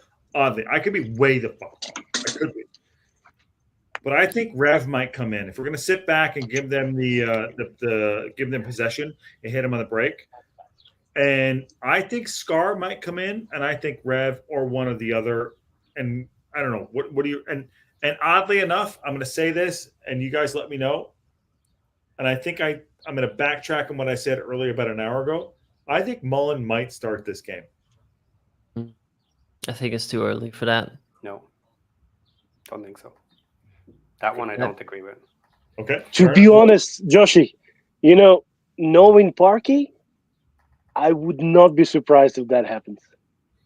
Knowing how, to me, the things that he does every now and then, don't take it as a positive or negative. To me, the things that he does every now and then are completely insane. I think it's too early. Ivan E. Shell, I think it's too early. I'm just saying I would not be surprised if that happens. Sorry. Knowing Parky, I would not be surprised. I agree with you. But I don't think he will. He should not. But I agree. I think he'd be more careful to start him. But it's Parky. You never know. But I believe in Parky a lot. I really do. I really believe in what he knows about this club. And I think I'm with Ives. And Sheldon's sitting there rolling his eyes and just being totally Irish. I get it. And he's like, no, he's fucking crazy. I think, he could do it. He absolutely could do it. He could do it. He could do it. I think it's crazy if he does it. Because the next match we have is Shrewsbury. Yeah. Which is one of the lowest teams expected this season. So what I'm thinking, unless he wants to go all out attacking or something against Peterborough, if he has an idea in his head, he changes up the team, he puts all the attacking players on and wants to change style specifically for Peterborough, that's fine.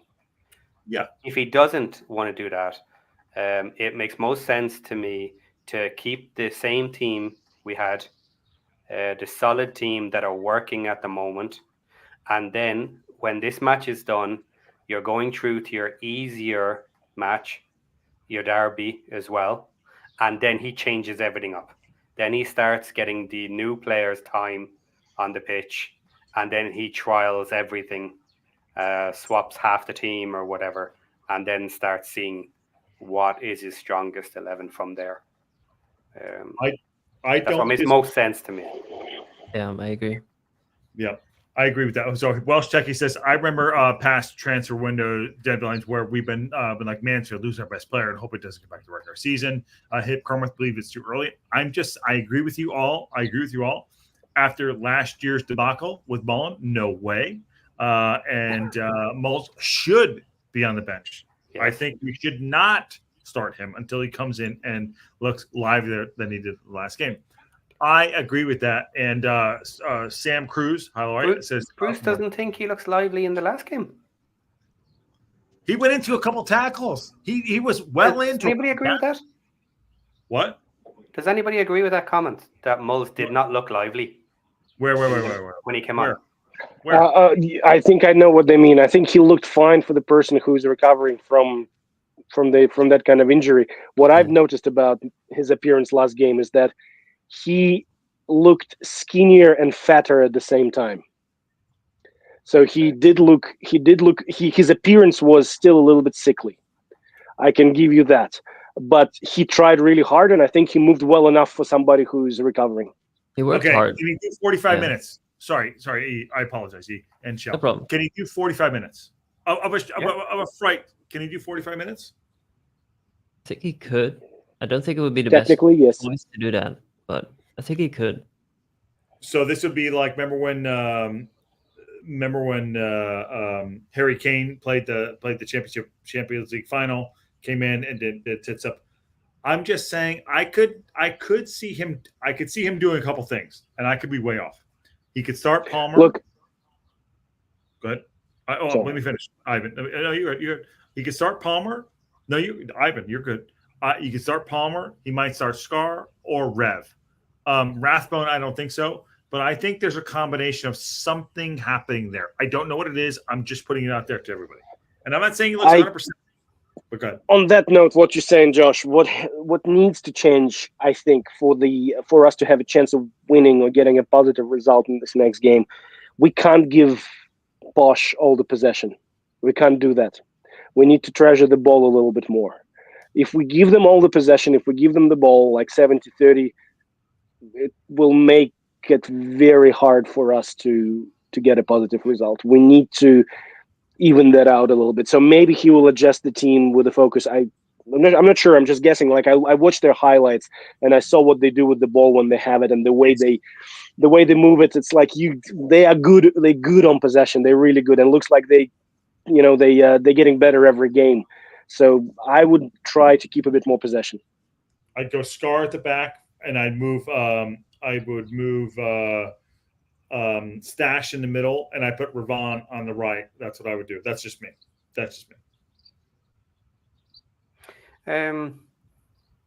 I concede your point, and I do kind of agree with your point, but I don't think our play allows us to dictate how much we have the ball. Yeah. And by that I mean that when we have the ball, we are expected to move it fast. So we don't play about with it. We pass, we move, we attack, and it ends. And it ends relatively quickly. So what dictates how much we have of the ball is how quick we are at getting the ball back. And if the other team decides to sit in their back third, we don't care. And that will rack up the numbers against us. So I don't know what we can do about the numbers per se because of the style of play we have. But I agree with your point in principle and general, yes. Mm-hmm. Big E, I to that point, I think we might have the same starting 11 as last week, but I'm just making a point. He could make some changes. Did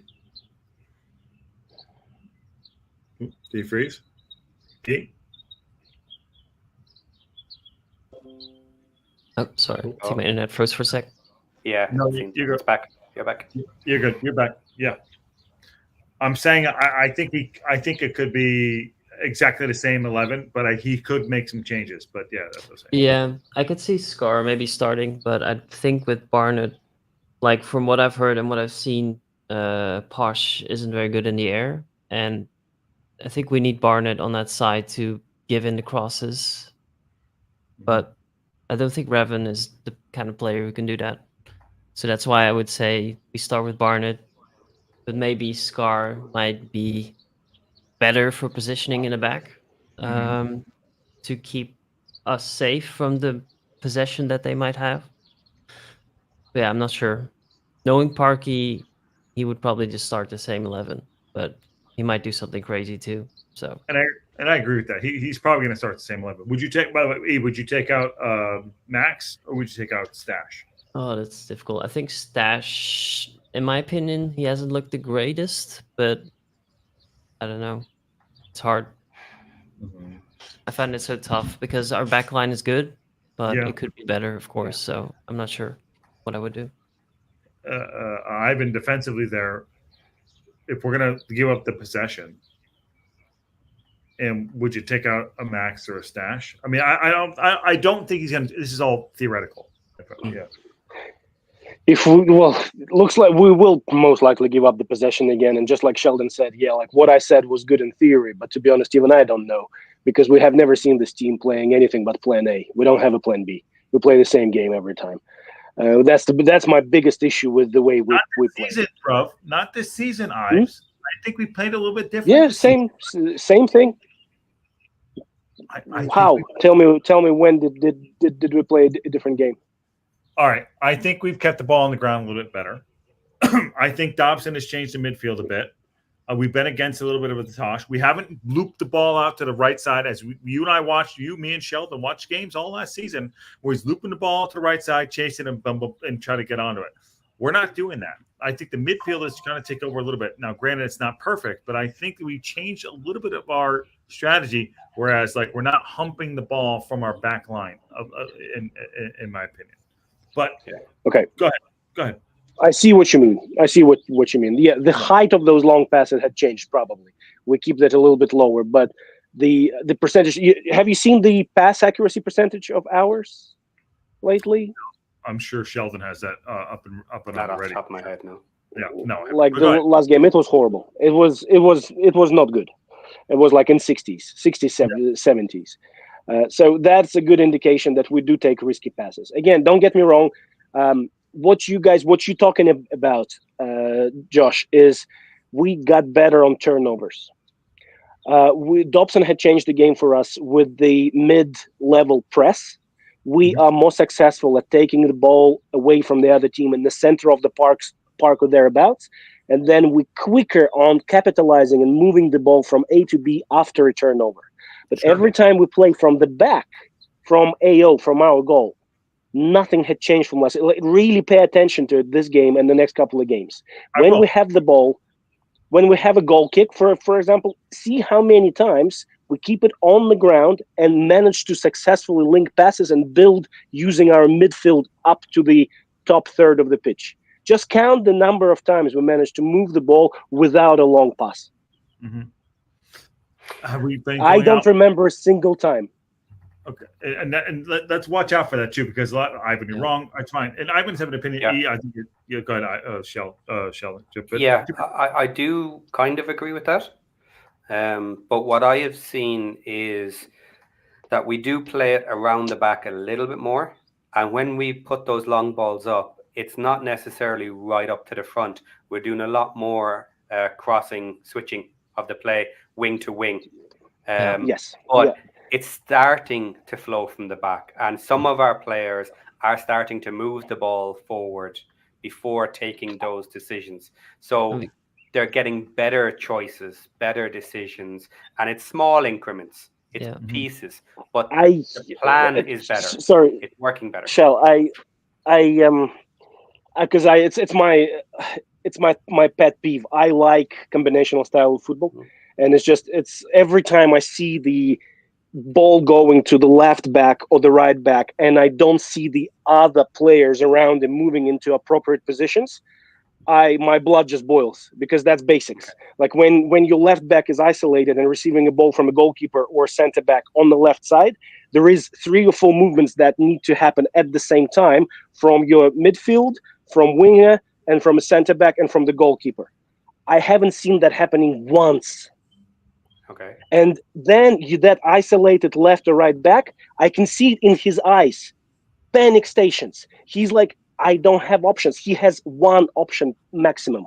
At that level of play, that left back needs to have 3, better 4 options straight away. Within 2 seconds, he needs to have 3, 4 options. He has 1 at best. And that is very much visible with Max Cleworth, because the next second what he does is 70-yard ball, because he's like, I'm alone. I can't blame him. I would do the same thing. That is happening because we do not rely on that.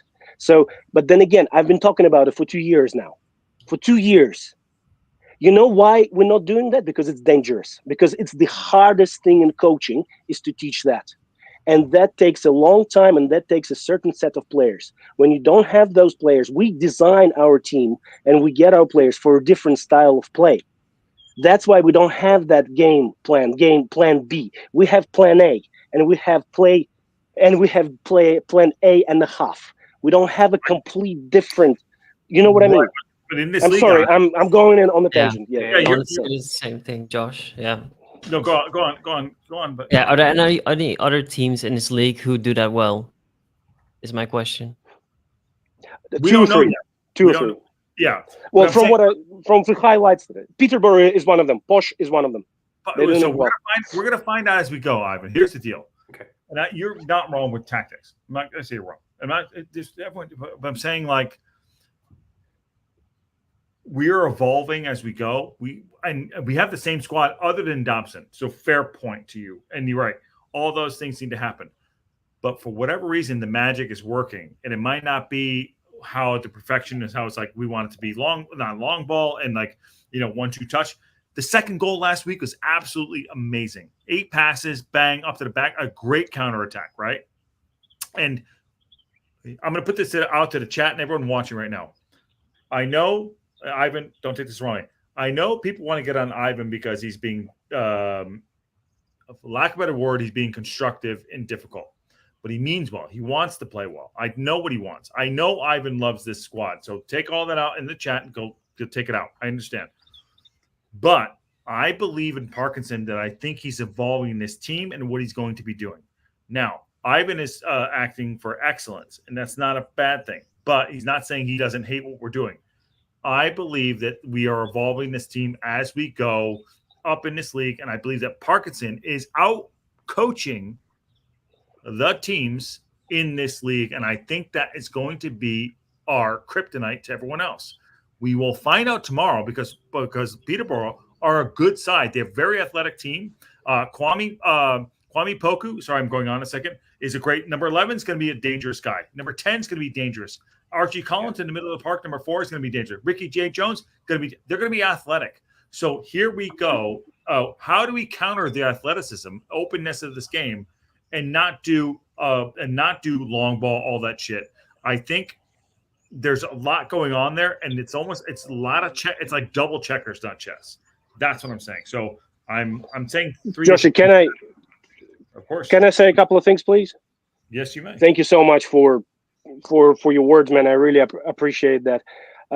I just wanted to say that, first of all, it's absolutely fine if people are going over their hats and like if somebody's yelling and screaming and throwing insults at me, trust me, I'm not even going to pay attention to that person. They can do whatever they want. I don't care. I know what I'm talking about. If I don't know what I'm talking about, I'm not saying that. What I would like to say is that there are parts of the games that I really enjoy. I really enjoy the way we play aggressively. I really enjoy the speed of our turnovers, how we capitalize and move the ball really quickly. That's great. I love seeing that. Because when you have a turnover and you have an opportunity to exploit the opposition weaknesses before they set up, you should do it fast and you should do it aggressive. And that's what we're doing, and that's why we're scoring those great goals, right? So, but just like you said, just because we're good at this doesn't mean that we're good at everything. I would like us to have variety. So far, we're very one-directional team. Very one-directional team. We need to have more ammo in the magazine. Different type of ammunition for different tasks. That's all I'm saying. And if you like, guys, if you don't want to listen to me, there is an off button. Turn it off. Mute me. That's absolutely fine. And to you boys who are listening to me right now, thank you very much. I know I took a lot of your time, and I apologize. And I probably better go right now. No, you're good. Absolutely fine. This is the conversation, which is great. Parky says Parky needs to do what he needs to do to win the league game. It may be less pretty, but he's very effective. Up, Ivan. There you go. That's all good. Good shout. There you go. He's building a strong side and scoring. We're not the finished product yet, but tomorrow is a big test. And on that note, because we've been on for almost like 2.5 hours, shall we do this? Should we get out? Ivan, keep bringing it to us. I love it. Big E. I love you all, guys. Thank you very much. I do have a family. to tend to. I will talk to you later. Thank you so much. Appreciate you all. Ivan, Thanks, Ivan. say it. Oh, no, And on that bombshell. there you go. Okay. Oh my God. Before you drop us out, I do want to talk a little bit on what he said, me too. because I don't want to finish it up there. Oh, Um, well, shit. Great insight, Ivan. It is great. It's awesome. Yeah. I love it. I understand where Ivan's coming from. Yes, there are things we are not doing. I did a show with Ivan last season. We've discussed it quite a lot here and there, about the stuff you would like to see. Some of it can be integrated into our style, some of it not so easily, because it's a change in style would be required for it. And as much as last season I wanted to see it when we were playing badly and things weren't working, especially towards the new year when we went through that patch that we had the horrible games. The one thing I will say, though, I will give Parky his due. I have been critical of him enough last season. I have certainly criticized him at times. What I see this season so far versus what we did last season, we are doing it better. We are doing it faster. Yeah. There are small changes that I'm seeing that I believe are making a difference. So if you take the way Parky wants to play and forget about everything else, because he's in charge, it's his way. I think his way is improving. So, the players are getting better at doing what he wants, and now he has also brought in better players that are likely going to be able to do it as well. It's an evolution. So, evolution. Yeah. It's an evolution. You can expect things to change overnight. Like, it's a work in progress, and I think we are seeing progress, but we're not fully there yet. But I can definitely see us improving, and the thing that Parky has been doing has been working so far. Like, we have back-to-back, and from how it looks, I mean, it's too early to call right now, but it looks promising already, and hopefully it continues to be that way. Well, and with these new recruits, I think we're gonna go get somewhere. Yeah, it's the same team plus Dobson, minus Mullen. I guess, yeah. Right? Yeah. Yeah. So the team we had is doing better now. Yeah. After the summer break and whatever training they did pre-season, and they've got higher competition, and they're standing up to it. So it's better. And my expectation is that the players that are coming in will be even better, because we bought them in to fight with the guys we have and to be better. So I expect over time they will work their way into the team and be at least as good. But I expect them to take some positions. Scar, Rathbone, Mo today, right? Yes, no, right? So, this comment here follows on from what was said about Max. Max hoofs it because he's a midfielder playing defense, maybe. But this as well. Max is hoofing it because he was told to. As an ex-player, you won't last long not doing what you're told, no matter how good you are. I understand where this is coming from, but I slightly disagree now, because other players are not necessarily hoofing it in the same way. Max is hoofing it when he's getting caught, when he's getting closed down. He will hoof it because, yes, that's what he's told. Do not risk losing the ball close to your own goal. When you're in that danger, get rid of the ball. Because I have seen Max have a player come in on top of him and he looks calm and he pulls the ball to the side and doesn't hoof it. I've seen him do it. Yeah. But the flip side of that is he boots it a lot. So if he's looking around him and there's no players there protect him and, people are out of position, it's gone. The ball's gone. And that's part of our style. Is Parky is more comfortable out of the ball, get the ball up the other end, give it back to them, but it's away from our goal. We'll get it back. So it's part of the style. And until these players become good enough to stay on the ball and to be comfortable and play around their man or whatever, then they hoof it. And he doesn't have a problem with that. Well, because how many other goals players have stopped doing it. It's how many happening goals? less and less. Yeah, sorry. How many goals have we seen like quick turnover in the back line? Get rid of it, put your laces through it, and they're on goal, and it's back of the net. So I could see that. He's still 22 years old, whatever, and I give that. I give them to It's a lot of room to grow. Yeah. Yeah, exactly. The side would be hard to beat, even if we're not playing well because of strength and depth. I agree with that. I do. And Matt Al goes on to say, to be fair, his long ball up front on the right side found Barnett so many times against Freddie Hansen. So yeah, they're working on things. They're working, but that is different. That's a targeted shot, a pass. That's targeting someone up front. That's not a hoofing. Yeah, that's not what hoofball is. Yeah. And we play over the top. If we see an opening, we will play it over the top. Everybody does it, and we do bypass the middle, maybe too much still, but it's getting better. I feel like we're getting better too. E, welcome to join us on the the shows over the weekend as well. Wrap up show. I don't think I'll be there tomorrow, but maybe in the later. If you're doing an evening show, maybe I'll be there, but we'll see. Okay. Wrap up show. Are you available for that or no? I'll have to check. Not sure. Depends what time it is. Early morning. Early morning or the doors. Yeah. I don't know. Early morning. Yeah, you guys are on the same time zone. Awesome. But awesome. Thanks for coming in. We'll wrap it up. But E, good to have you. Last words for you. We're running out. Unless you want to close the show and get rid of us all. No, thanks. I'll let you close the show. That's fine. Okay. Awesome. Thanks, guys, for having me on. And it was a good talk. So yeah. Thoughts for tomorrow before you go out. What do you think? Tough game. Gonna push through. Gonna win 2-1. Love it. All right. Good man. Good to see you. All right. On that bombshell. All right. There you go. And then there were two. I don't know, Patty. What do you got? With all respect to the Irish lad, all players have individual instructions. Perhaps he isn't trusted as much with the pass back, which is kind of what I was saying. If you're not as comfortable on the ball, get rid of it.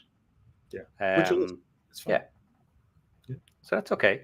But I have seen him be more comfortable on the ball. I have seen him not hoof it under pressure because maybe he saw other options. So he's doing it not much. He's doing it less, and he's improving. And I was worried with League One that he may not stand up immediately, that he might need 3 or 4 months to be League One quality, and he has stepped up immediately. Yeah, but like I'm not saying it's you, right? We're 7 out of 9 points. We have backup. We have players that go. So if he doesn't, we have Scar is like the ultimate, just like. Okay, he can't work. We got him. You know what I mean? Yeah. So that's not directed at you, obviously, but I feel very confident. Nick Donald says 2-3. Is that we to lose tomorrow? He says 2-3 Wrexham. So see, that's the way you write it because we're away. Yeah. Oh, yeah. Fair enough. So Sheldon, no one's listening. I want to beat the shit out of him tomorrow. Yeah, I know. I've never wanted to win his match as much. I was saying this earlier. Not Stockport. Not Notts County. No one. Birmingham. I have never wanted to beat a team more. Yeah. And I'm trying to, maintain discipline. There we go. But I want to win tomorrow. Yeah. I want to win. You're up tomorrow. Should we get in early? What do you think? Tomorrow match? Yeah, probably. Yeah. Okay. It's up at what quarter till? We'll probably get in early. Yeah, so, I'll try and get on. I'll let you know tomorrow. I just have to deal with the family. It's middle of the day. No apologies. So what I'll do is worst case scenario, I'll get the stream going with the starting lineup going, and then we'll pop in whenever we get time. So yeah, does that sound good? But yeah, starting a bit early is fine. Yeah, we'll do that. I can look at working with that. Should be okay. Okay, cool. All right. Well, You two should get a room. Well, Boss Techie, we got a room. This is our room right here. Good night. All right. I'll see you in the AM. Yep. And on that bombshell. And then, there you go. Patty's out. That is the window close wrap up day. It has a great a 360 chat, and Welsh Techie is going to get us a room. Holiday Inn. There you go. Bazinga.